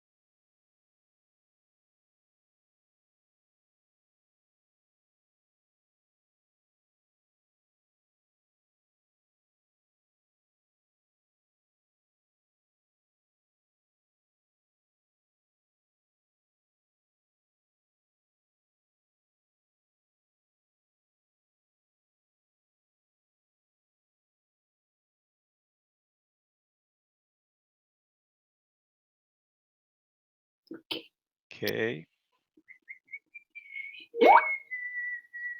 I think some noises connecting. Yes, attendees are connecting.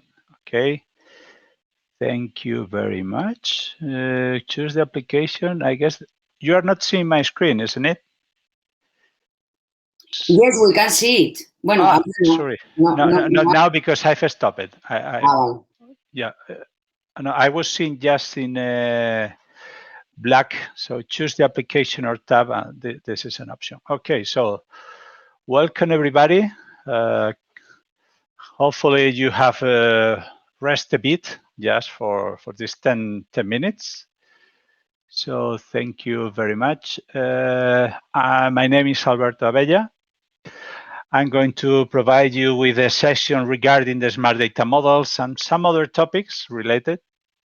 And hopefully I'll try to make my best to connect with the explanations that Jason has given to you in the previous session. Okay. Before we start, do you want to make any kind of question? Please do it into the chat, like here. So please.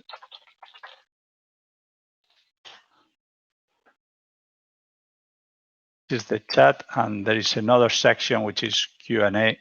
Okay, I'll review both.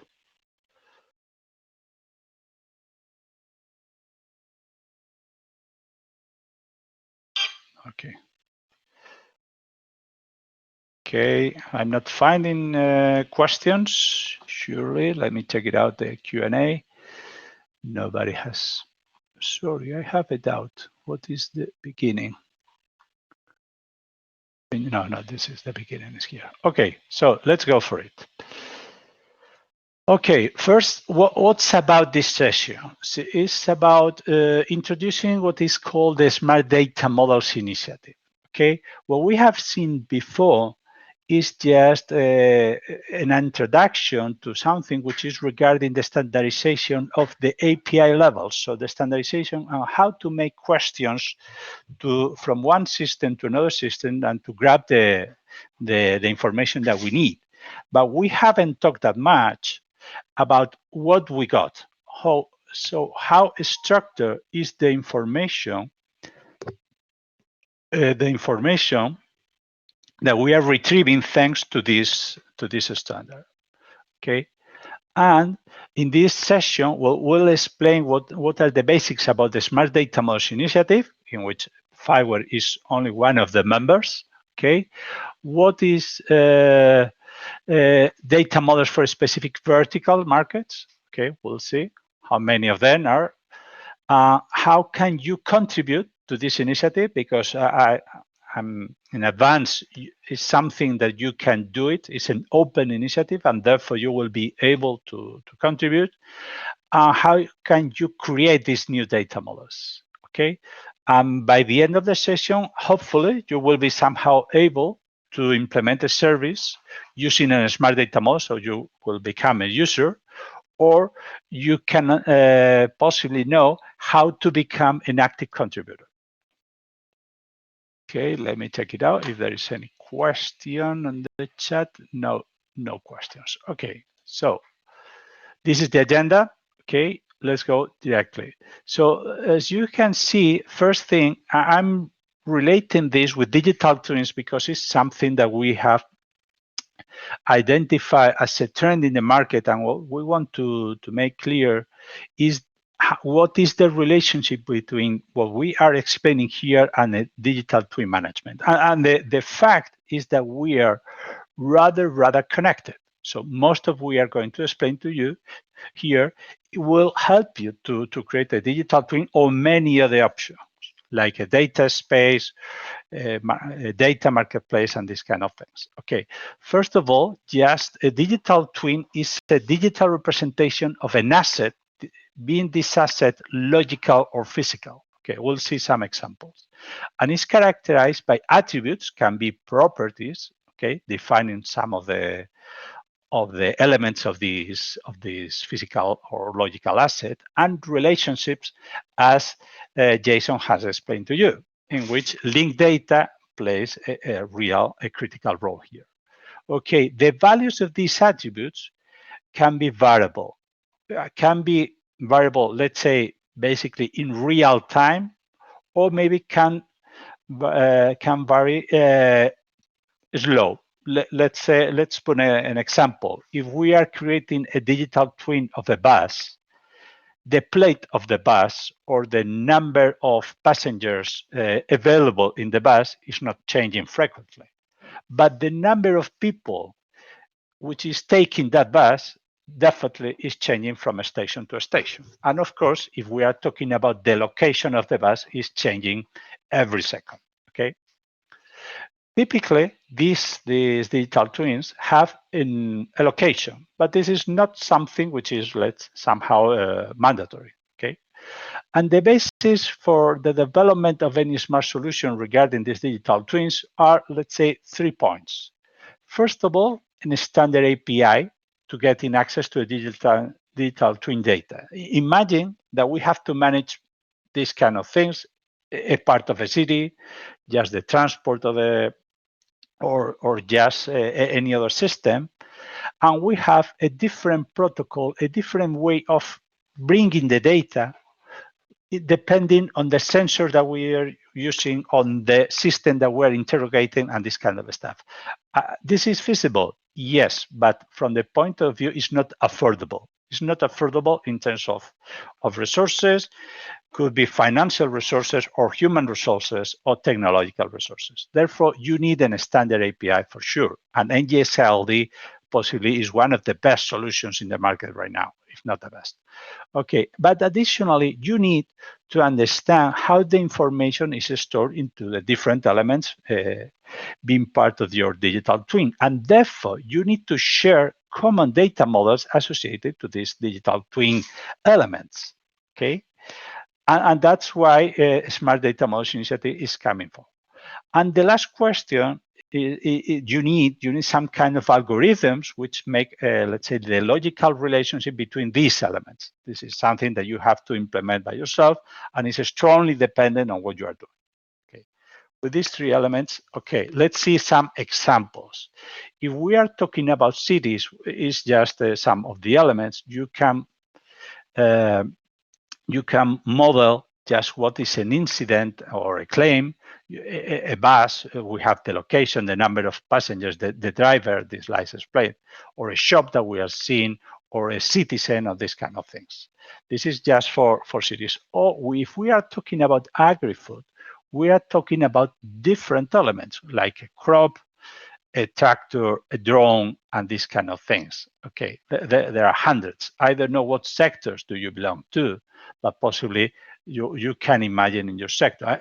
I have a couple of examples more, just because we call any of these elements an entity. So this palette can be an entity, and this entity has, in this case, we are defining six attributes, which is the ID, the product, the items quantity, the layers, the size, and the weight.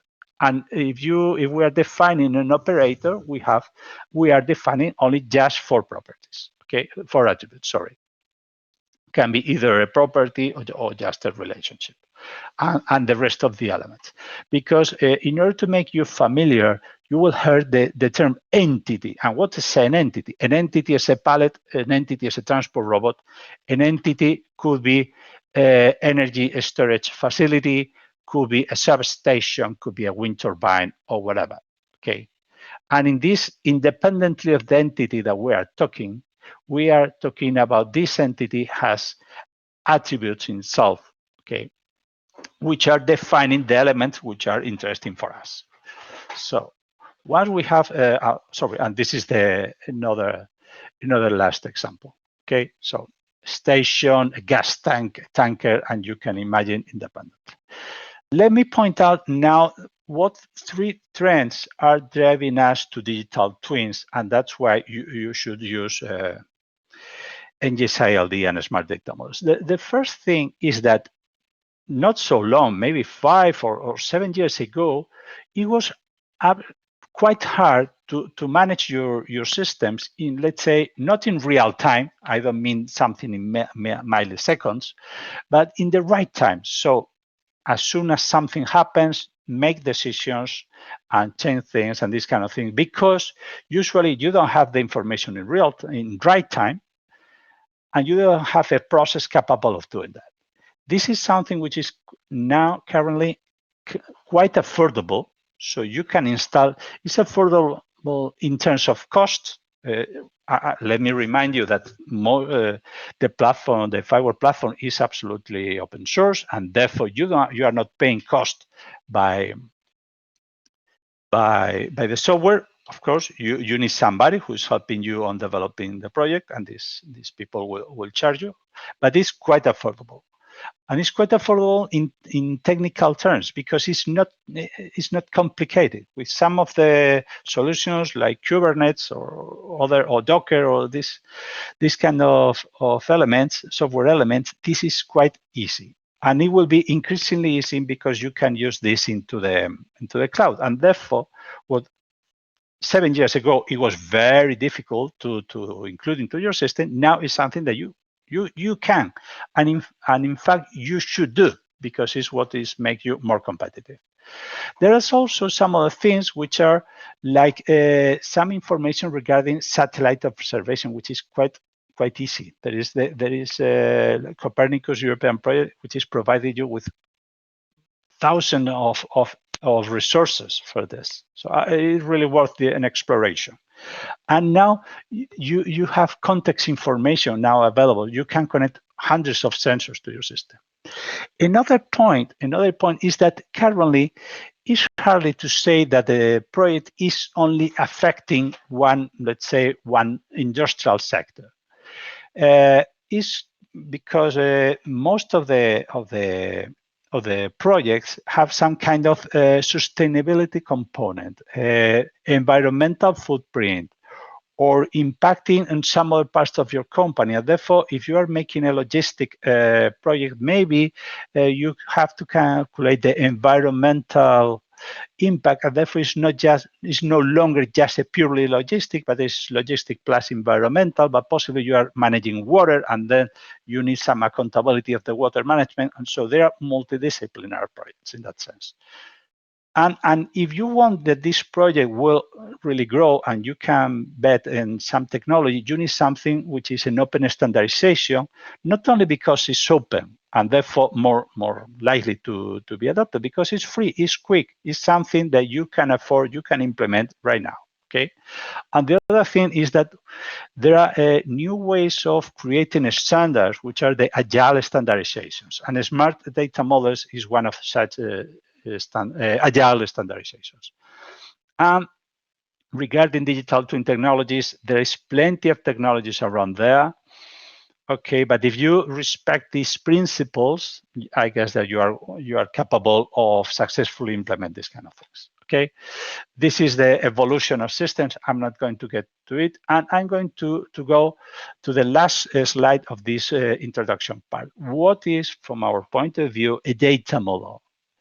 Is the combination of three elements. So first of all, it's a technical description of the attributes and its data types, their data types, and the relationships between these attributes. Okay, it's a technical description, but it is also, I'm going to do like Jason, a bit of a water. You also need that these elements are defined somehow, which is understandable for anybody using this data model, because otherwise, well, somebody says that is the timestamp, for other is the timestamp where this data was grabbed, which can be different from the very moment this data is put into your system. Okay, and of course, you need also some examples so that these data models, you can see some examples in order to understand how are they used and if they really fit your needs. From our point of view, if something deserves to be called a data model, it should also be based on real case scenario, because anybody, any of you, are capable of designing a data model about anything. If I'm telling you, please design a data model for managing a table inventory, then you say, oh, this is a table, what material, how many, what are the dimensions, and many other things, what is the weight, this kind of thing, you can design it. Okay, is this a data model? From my point of view, the answer is not really.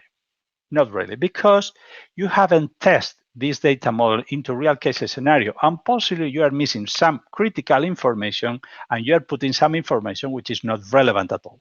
Okay, and therefore we emphasize quite much to be something that has been tested.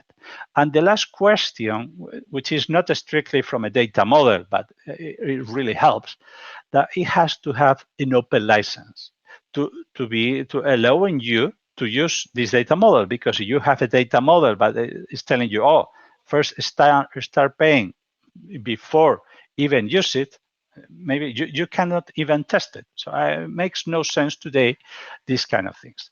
And I want to make also the clarification, what is not a standard smart data model? It's not an ontology. Possibly most of you have know that there is ontologies around that defining lots of terms and the definitions and the relation between and so on. A data model is not that. It's just one of the elements that could be in an ontology or could be not. What is true, or what is sure, is that it's being used. Okay, and we in the Smart Data Models Initiative, we use extensively ontologies as much as we can, whenever these ontologies are, let's say, useful for the actual use cases. because not always we find out a solution into the ontologies. And therefore, when this is the case, we have to implement something specifically for the people who is actually solving or tackling a problem. Okay, what we are not doing into the smart data models is creating new standards. This is not the goal of the initiative, okay? This is not the goal, and it won't be. That's clear. We are here, let's say, for helping the people who are actually doing something and to share this something with some others and to make easier to get it adopted. And of course, we include some knowledge about what is on the market and what are the possible relationship with other things. And what is not a smart data model is not an academic exercise. So sorry to say, because I'm an academic too, as well as myself, but there's plenty of things done into the academic arena that when you are trying to use it, you say, oh, this is unusable. This is technically perfect, but this is not related with reality. So it's very good for a scientific publication. It's not good for my use case. Okay, I don't want to diminish the value of these kind of things, but if you are looking for this kind of academic exercise, the smart data models is not the place to go. Okay. So now let's jump a bit to the organization. The organization is currently composed by 4 members. The last one is Open and Agile Smart Cities. It's an organization about 150 cities recently joined. And these 150 cities are across the world, mostly in Europe, but also in Australia, in Japan, and South America, and North America. There is another organization, this is a private one, which is IUDX, which belongs to the Indian government, and it's an organization for the interchange of data within the smart cities of India. Okay. TM Forum, which is a worldwide association of telco operators, and the FIWARE Foundation, that I really think that is not the point to be mentioned today. What is FIWARE Foundation? Okay, I hope that all of you are aware of it, but let's say that we are non-profit, okay, and the creators of the open source FIWARE platform and all its ecosystem. Okay, so these are, let's say, the steering board. So the organizations which are managing the initiative and putting the resources and these kind of things, but there are many other organizations. Okay, and just to be precise, what is the Smart Data Models Initiative and how it's governed? So first of all, it's a community site. What does it mean? It means that it's not something which is driven by the steering board, but on the contrary, it belongs to the contributors, in which we provide detailed data models with these 3 elements: a technical definition, a written document about the elements of this data model, and some examples. Okay. We are multiple sectors, so you can find data models of anything that you can imagine. Okay, we don't have everything, of course, but we are growing. So hopefully will be very useful. We are rather useful, but will be very useful in a close future.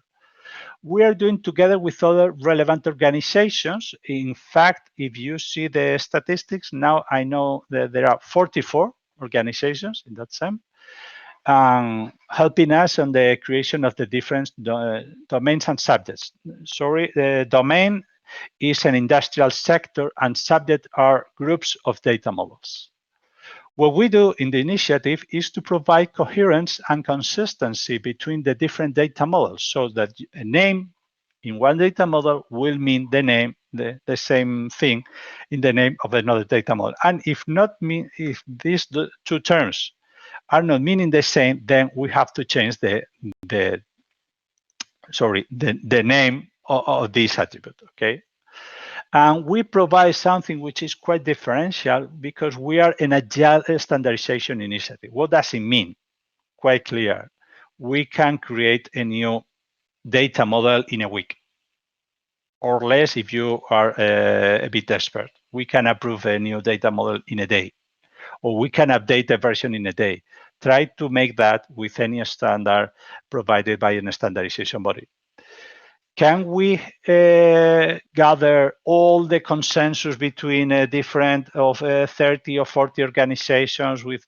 No, we can't, and we are not going to do it, because I guess that it's more important to be agile than to be, let's say, completely agreed all the market. I have some experience in that, and you realize that when you are working in a classical standardization body, you don't find the right solution even after 1 year. So I don't feel that this 1 year of reviews and this kind of things really provide an added value. And on the other hand, if you really need something standardized, you cannot afford to wait 1 year or 1 year and a half or 2 years for a new version of one standard, which is some of the regular review cycles that you have in a classical standardization. What we provide is that everything that we provide is compatible with the FIWARE platform, okay? NGSI V2 and NGSI-LD, this imposes some kind of restrictions. We hope that it will reduce the time dedicated for coding any kind of data model that you need. And we provide an accumulated experience, because all the data models are based on real case scenario, okay? And we are making great efforts in order to not only to have these data models in this small community, but to provide some exports to some other communities. So independently on what platform are you going to use these smart data models, FIWARE platform, of course, is the preferred one, but we provide additional value also for some other platforms. Something that I don't want to insist, but all of our data models are free in the sense of freedom, are free in the sense of cost. Everything is free. You can also modify to your needs, and you can share the modifications. This is the commitment of everybody collaborating with the initiative, okay? We use Git platform and GitHub as a front end, but maybe tomorrow, if there is something better, we could move it. Currently, it's in GitHub. I'm going to put here in GitHub, where is the repository? GitHub, yes, github.com /smart data models. Okay, so HTTPS. One moment, GitHub. Yes, I guess it's right. Okay, so you can browse the data models around there, but the website that Jason has shared with you, I guess is a better place to start, and I'll let you know why is that. And the other thing, let me insist, we are based on widely adopted standards, including ontologies, international schemas, so we are not here for inventing anything, okay? What are, let's say, our differential advantages with other initiatives regarding data models? First of all, is we are an agile standardization initiative. So it takes days or weeks instead of months or years, okay? We struggle to make you easy your contribution. So in fact, we call what is, Jason says, the single source of truth. Okay, so when one file is ruling everything regarding this data model, and the rest of documentation is basically created automatically. I'll share with you. It's also, we are based on actual experience, so it's not something that we have designed on the design desk.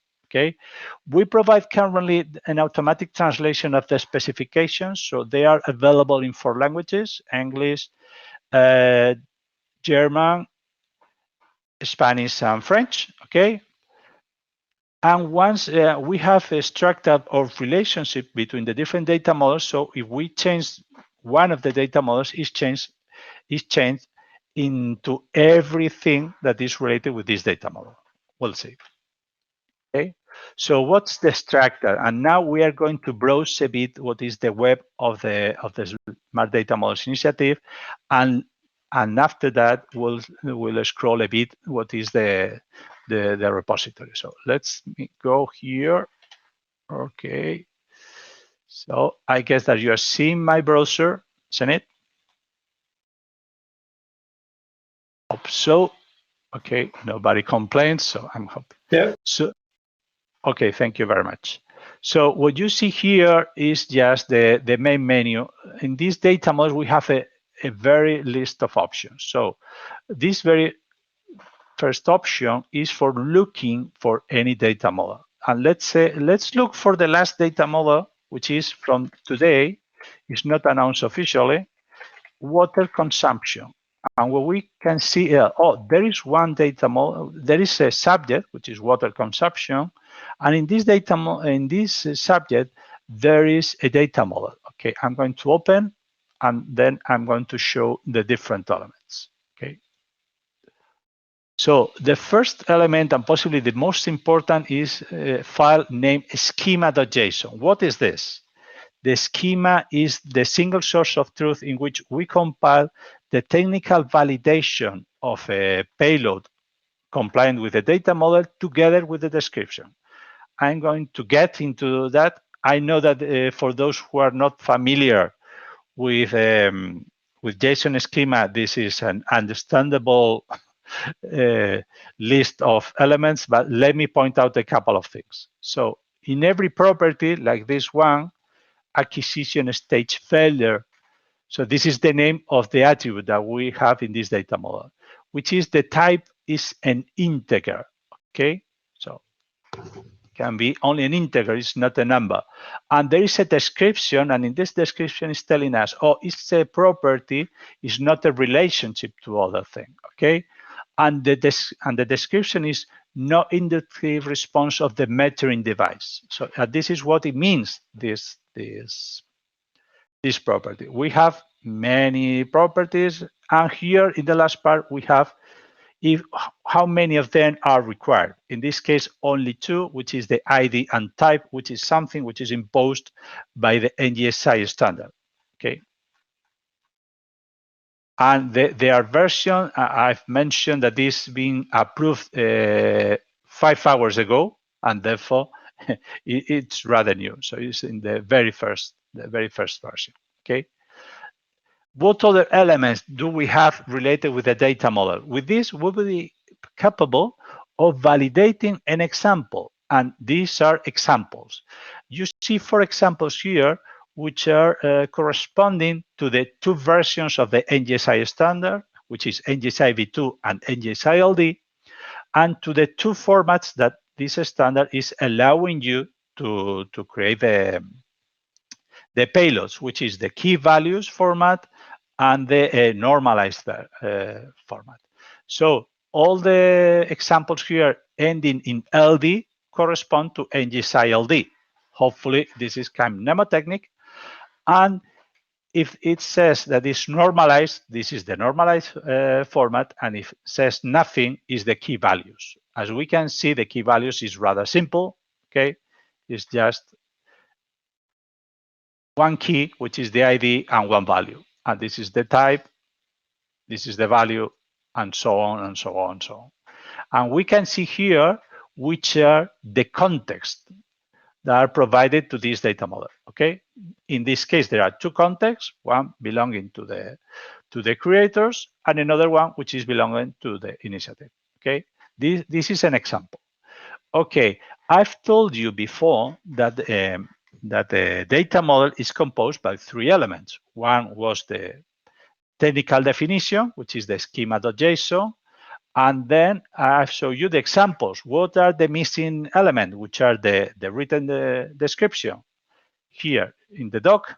Then you see the 4 languages. Let's go for the B1. And then you have here the name of the entity, a link to the open license, and the list of the properties here and the respective definitions. All these are the definitions, which are, I don't know, 25, which belongs to this data model. As you can see, only these 2 are required, ID and type. What does it mean? It means that if you are willing to use this data model, you don't have to use the 25 properties. You just have to use these two and any of the others. Okay, if you are using these two and one more, it's okay if your use case is willing to do it so. So you don't have to use the full data model. Use just the elements that you need of your data model. That's why we have an open license. And eventually, your context broker would allow to use some other properties which are not defined here. Yes, your context broker will allow you to use it. Okay. And will this payload with extended properties be validated by your context broker? The answer is the context broker does not validate anything, and therefore you can use it. If you want to validate, you can take the JSON schema, get your payload, and validate it. Let me do it together, and also as an exercise that you can see in when we are going to the creation of the dataset. Let me go and take an example, which is this is the schema, and I'm going to this example. Okay, and now let me go to one element, to one checker. I'm going to put here this. What you are going to see right now is a validator. Okay, let me clean it. We can put here in the left the schema and in the right the payload, and this tool will tell us, oh, your payload is compliant with the schema or not. Okay, this is a rather new schema, so hopefully it's properly tested. Hope so. This is the example. It will say something because there is no schema. So let's go for the schema. Okay, here we are. Copy. And let's go. Okay, so no error found, JSON validates. So what this is telling us is that, okay, this payload is compliant with this schema.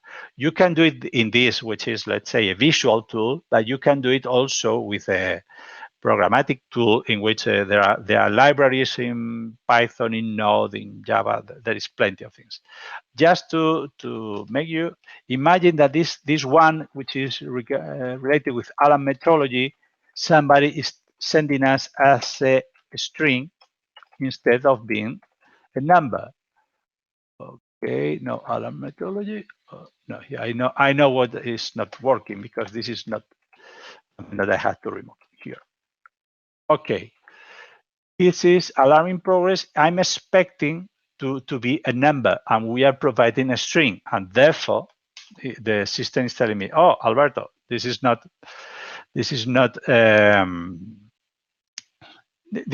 the payload complying with this data model.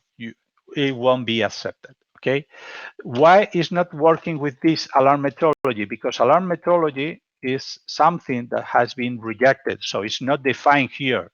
So if it's not defined here, and this data model is not restricting the properties that can be in a payload, basically is ignored. And therefore, if we put instead of alarm one, we put, let's say, brackets, possibly it validates as well. And eventually, if I remove it, okay, it will be. So what will happen if we remove the type? Yes, it's not validated because it's one of the required properties. Therefore, I need to have it there.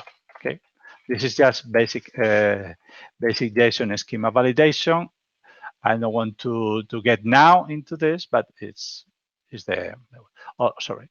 So we were just explaining that we can find out any data models. Imagine that you are not clear about what you are looking for. So or you don't know the name of the data model. Then we have here in the upper menu an option which is search. And in this search, we can look for any of the properties in any of the data models that we are looking. We are defining. Imagine that I'm looking for alarm tamper. sorry, an error, now here, okay. So this I put a part of the name of a property, and here it's identified, and here is providing us with a link to the data model in which we were, okay. And also you can see here that there are directly some links to the specification in the different languages, to the examples that we have seen, and another service that I want to mention, which is here into the README of every data model, but it is also into the main menu of the initiative. Let me go here. So generate NGSI-LD examples. Imagine that you need, for whatever reason, a payload which is compliant with some of the data models. Then you can go to this point, to NGSI-LD, and we can put the link to the URL of our JSON schema and an email, and by clicking this, it's providing us with an example. Or just, this is a direct example, we can click it, and then it's providing us with a payload in normalized format according to JSON-LD. Of course, the text and the contents are let's say, crappy invented, okay. And whenever we refresh the screen, I don't know, because maybe it's a bit small, but you can see that it's updating. This is 94, 91. Oh my God, what the dates? This is 2001. Okay, it's generating randomly any kind of payloads, which are absolutely compliant with the data model. Okay, so for testing purposes, you can check it out. Okay, these are some of the services. There is another service that will comment, which is the drafting. And regarding the initiative, there is a couple of sections that it was to be mentioned. First thing is subscribe, because imagine that you're interested in some of these data models. It makes no sense that you really need to go to the site every day just to look if there is something new which is relevant for you. So what you can do is just to go here, and to subscribe, you just need your email, okay? And then you get once a week on Fridays, you get a newsletter telling you, oh, what's new on the topic that you have selected. We have these 3, 6. Oh, we have to add one because recently we have created the smart health. So, and there will be also some newsletter for smart health. Okay, so you can click for your email here, click on the subscribe button, and then once a week you receive that. Okay. And there's also some information about the governance of the initiative. So you can also review it. Okay, I'm not going to get into the details. If you are really interested, it's good for you to review this and to understand it. And of course, you can see here just this box in which you have the direct links to the domains. Let's go to some of the domains, which is okay, agri-food, one of the first. Okay, you can see that inside agri-food there are 3 subjects. One is agri-food, another one is aquaculture, and another one which is weather. I want to show you what is inside weather, because this weather is just one single subject. But this weather, you can see there's 3 data models: weather alert, weather forecast, and weather observed, is also relevant, of course, for smart cities. And therefore, let's go. If we go to smart cities, we'll see that we have weather as well. And if we click in this weather, is the very same that we saw before. Therefore, whenever we update or create a new data model in this subject, which is weather, will be relevant for all the domains in which weather is relevant. Let's say environment, agri-food, smart cities, smart destinations, and so on. Okay, so with this, we evolve once, but we update many many domains in one single shot. So we are saving two things. First thing that we are saving time for updating several things because this is done automatically. And second, and possibly most important, which is the lack of consistency. Imagine for one moment, I don't want to imagine myself, that we have a weather for smart cities, a weather for agri-food, a weather for smart destination and these kind of things. How could we make compatible this weather with the other weather and with the other weather? And what will happen when you have a multidisciplinary project in which you need to relate, imagine the agricultural weather with the smart city weather? Oh my God, so you will be doomed. So this is not the case, and we have one subject, and this subject can apply to different domains, okay? And what I was showing you here in the README of this data model, which was water consumption, is that there are also specific links for generating an NGSI-LD example. If we click here, this is the example. In this case, is key values, because we have both values. And if we update, there will be something else and something else. So it's always there, okay? In fact, it's using the same script, and therefore nothing happens, okay? And of course, if you don't believe me, I don't know how many of you speak German, but this is the specification, the description in German. This is done automatically, but it's good enough. Let's say that. I'm not a good speaker of German, but I'm rather good at Spanish, and I promise that I can understand the definitions in the Spanish translation. So, and it is done as soon as the official specification is created, the other four are created. So in fact, what you see here, but for the examples and the schema, everything is created automatically. Okay. So this model, which is a technical description in YAML of all the properties of this data model, is created automatically. Okay. This Swagger.yaml is also created automatically, which is the interactive specification. We can show you. Okay. And in a coming future, we'll have a code generator based on, thanks to this interactive specification address. Okay, this is an object, and you have the description. What you got here is quite the same that you got into the usual specification, to the markdown specification. Okay. And the last thing that possibly will be interesting for you is the adopters. The adopters are where is this data model being used and how it was generated, just for providing you some kind of certainty that this is not the invention of somebody, but something which is being used across. And the last thing that I want to show you is that we provide credit to the contributors of every data model. And you can see here, in this case, this is very new. This is 5 hours ago. These 4 people were the responsible ones of the creation of this data model. Okay. Let's go back to the main site of the initiative. Okay, we don't have that much time, so just so you can see a calendar here.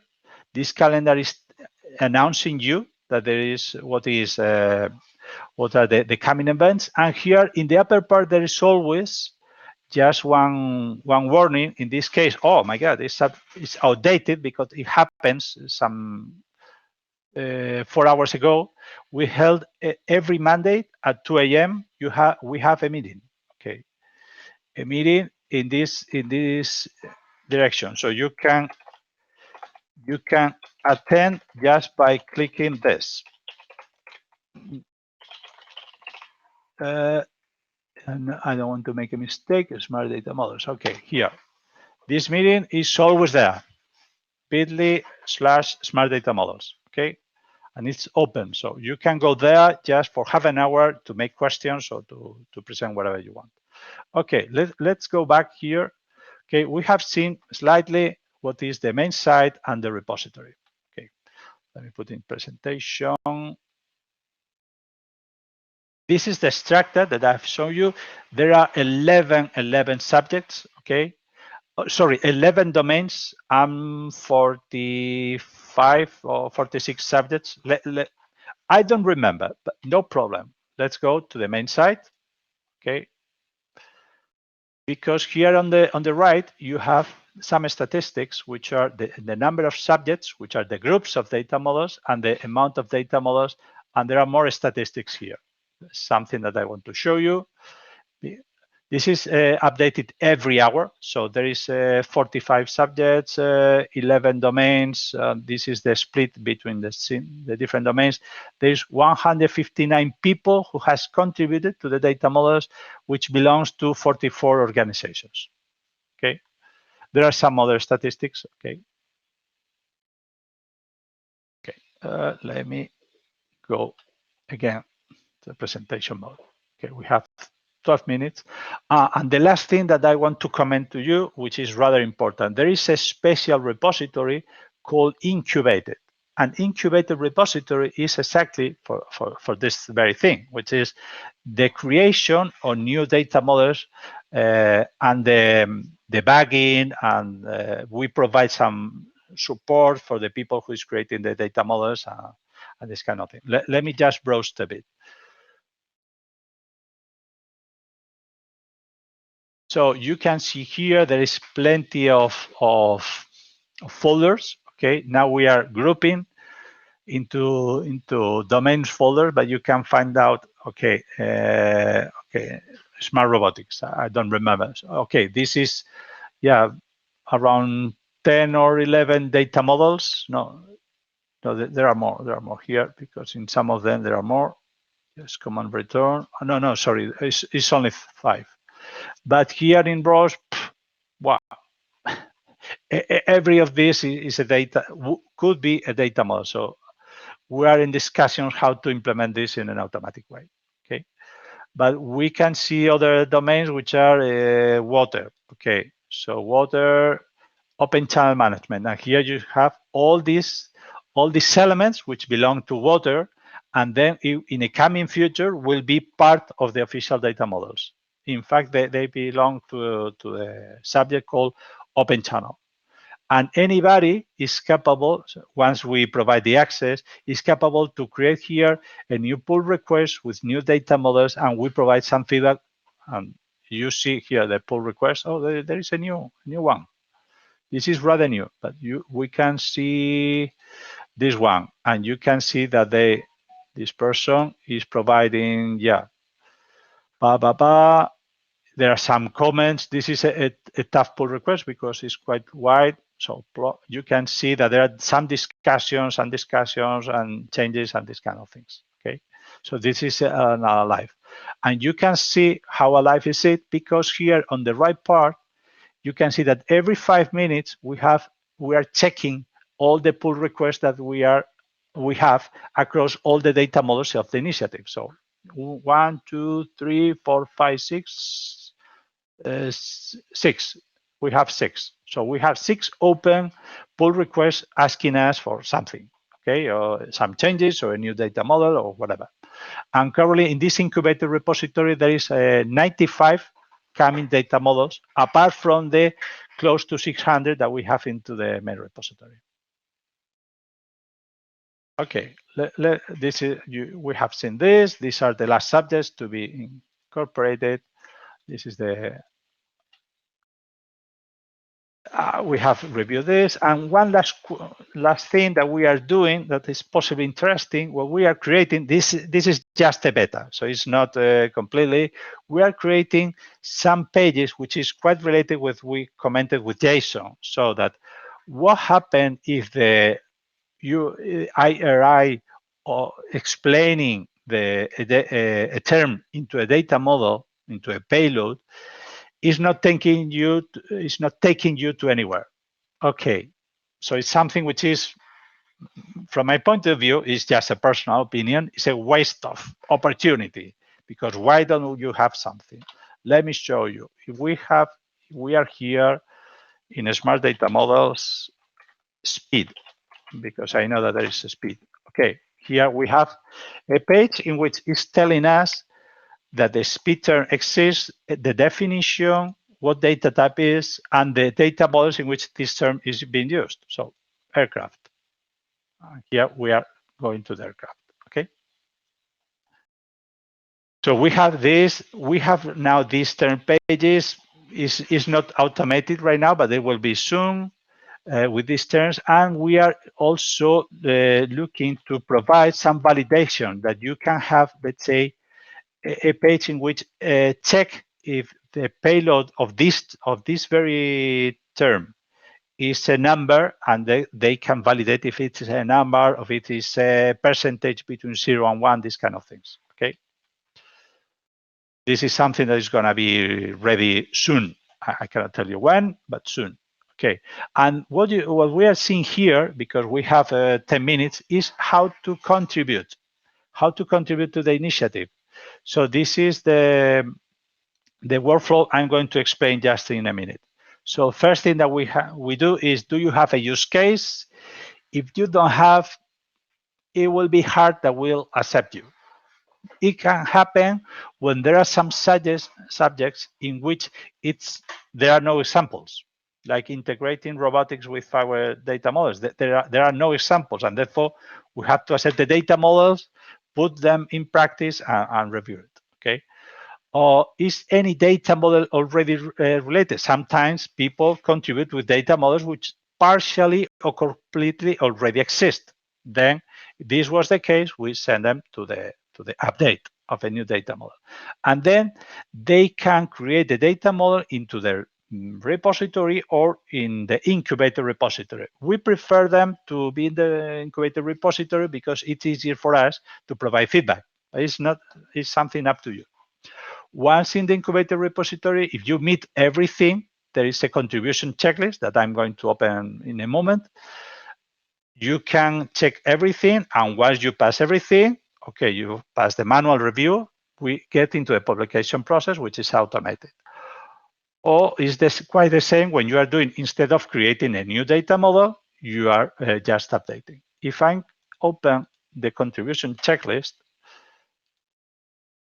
there is 11 ticks that you have to accomplish. So you have a schema, if the schema is documented, and there is a contribution manual. Let me show you. The contribution manual is always available here in the upper part, the contribution manual. Let me open. And here it explains to you how a data model has to be contributed. Okay, this is the same workflow that I'm showing to you. The required elements, just a schema and example. These three are somehow optional. Okay, this is the structure that you have to include, and these are the documents. If you see these documents to be contributed, it's just these two, okay, and the others which are voluntary. The rest of them are not necessary. It's generated automatically. And if you are listening to me, please do not touch it because it's useless. It's useless. Okay. And this is the grammar explaining how to create your schema and how to test it in order to be accepted. Okay. I don't want to get, but this is always available here in the upper part of the Smart Data Models Initiative. And there is another element that I want to show you, which is the contribution agreement. I've told you that every data model here is open license, and therefore, who is capable of providing open license? Only the creators. If you are one of these contributors, you have to mandatory apply in this form, which is rather simple. It only asks you your name, your email, your GitHub user, and if you are applying on behalf of yourself or your organization. This is your organization, then okay, and any comment. And once by signing this form, you agree to give us just the rights for releasing as an open license. Okay. This is the workflow. So if you accomplish this by using the contribution manual, then you are ready to contribute. Let me just go here. Okay. And now we had a practical exercise that I'm going to share the slides with you, okay, and recommend you to do it. Just let me explain to you. So what's the idea? The idea is that you can create an actual data model, okay, an actual something that is going finally to be in some of the official repositories, okay, and here there are a couple of links in which if you need to be part of the incubator repository, you need to put your user in this file, which is just a document in which I'm removing the old ones. So the previous exercise, okay. You put your GitHub user in this, and then we'll give you access to incubator repository. You can do it, as I've explained, into the other one, okay? And here there are some bases. This is the checklist that you have to use it, that I've explained to you. And here are some sources which are officially accepted, because we know for sure that it's going to be applied, is already there are experience, and we are pending to do it. So if you do it, and you are able to complete the translation, then these data models will be officially released, and you will appear as a contributors of the initiative on behalf of yourself or your organization. This is up to you. And these are all the steps that you have to take to accomplish the exercise, okay? I know that you have a quite demanding training, but with this exercise, you will be able to create valid official smart data models, and make sure, because somebody could take this and then it will be no longer available for creating, okay? So you can go for an option. For those of you who are not, as the last thing that I'm explaining to you, who are not experts at JSON schema, okay, there is here a tool for helping you on drafting a data model. You click here, and here are the steps. So first thing, red, copy this text. Clicks on the plus, and you copy this text. I'm copying this text, okay, copy.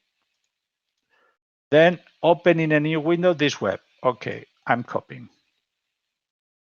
And then you paste here this text, and voila, here you have a valid data model in which you only have to replace those elements which are with a triple X. So there is one element of every type. So you have here, this is to create a numeric attribute, to create a simple string attribute, to create a datetime attribute, an enumeration of a strings attribute. If you change something, here val3, instead of val3, my value. You will see here in field 4 that here appears my value. And this, just copy, and this you can create a pull request to provide this data model as an official one, okay? So, and with this, I'm open to questions, because I guess that we are exceeding the time, but we have finished the contents of what is expected. Let me check it out, the Q&A. Okay, so no questions. Other questions on the chat or on the Q&A?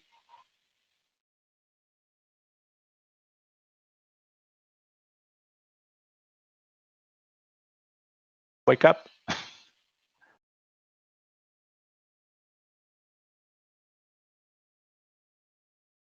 There are 40 people dead in this session. Can put in the chat any questions that you need.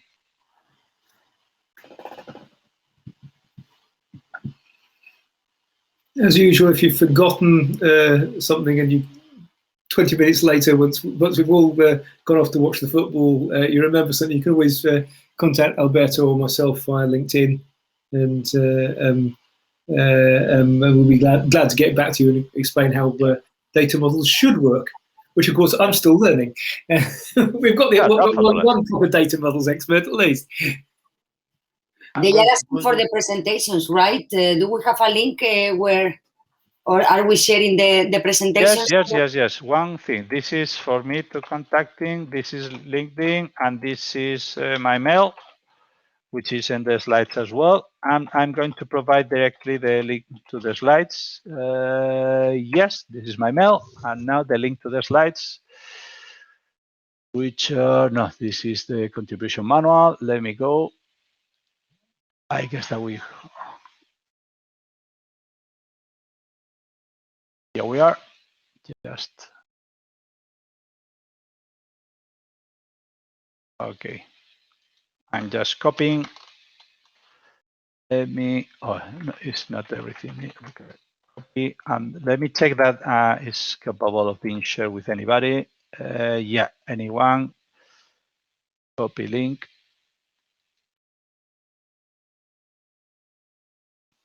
Anyone on the internet? Just make sure that people can only see this, not edit the content. No, they can comment. So and comments are welcome. Oh, okay, yeah. Okay, thanks from Alejandro. Okay, it's alive. Okay, these are the slides. Okay.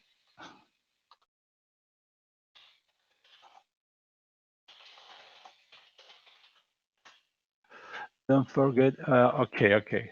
Is remind you that the next session is from 3:30 to 6:30. Yeah, identity and access management. And just for one comment that during the break, some person, I'm sorry because I remember the city but not the name, was asking me how to share data with some limits of privacy on who can see them and so on. This is something that is going to be addressed later. Okay, so pay attention to something. Let me go to the question and answers. Where to get the slides? Yeah, in the chat. You have the last link is to the slides. I'm going to copy as well, copy in the Q&A. So no problem. You have the slides there.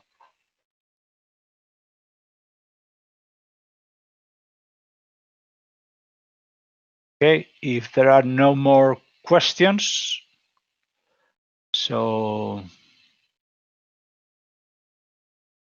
I guess that we would close the session. Is it, Ángeles?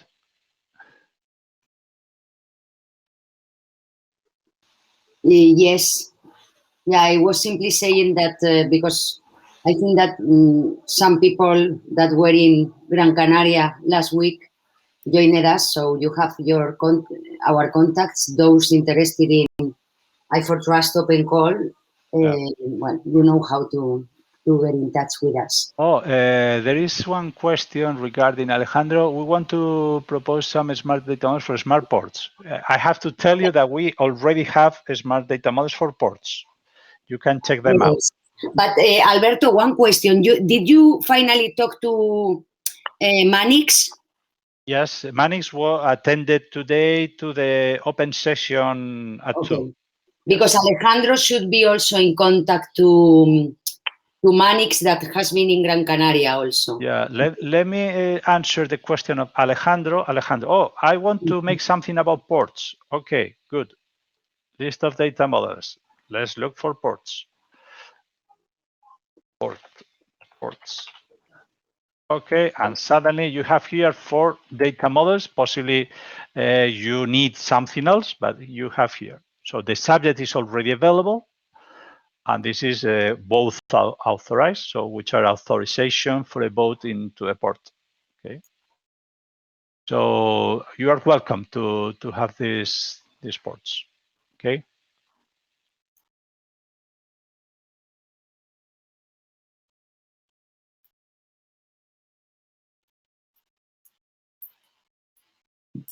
Other questions? Not. So rest a bit because tomorrow it will be as intense as today, hopefully. And thank you to Jason and thank you to my colleagues Angeles and Qui for organizing the session. Thank you. Thank you, everyone. Thank you you. all. You close, Thank you. please. Or I close. End.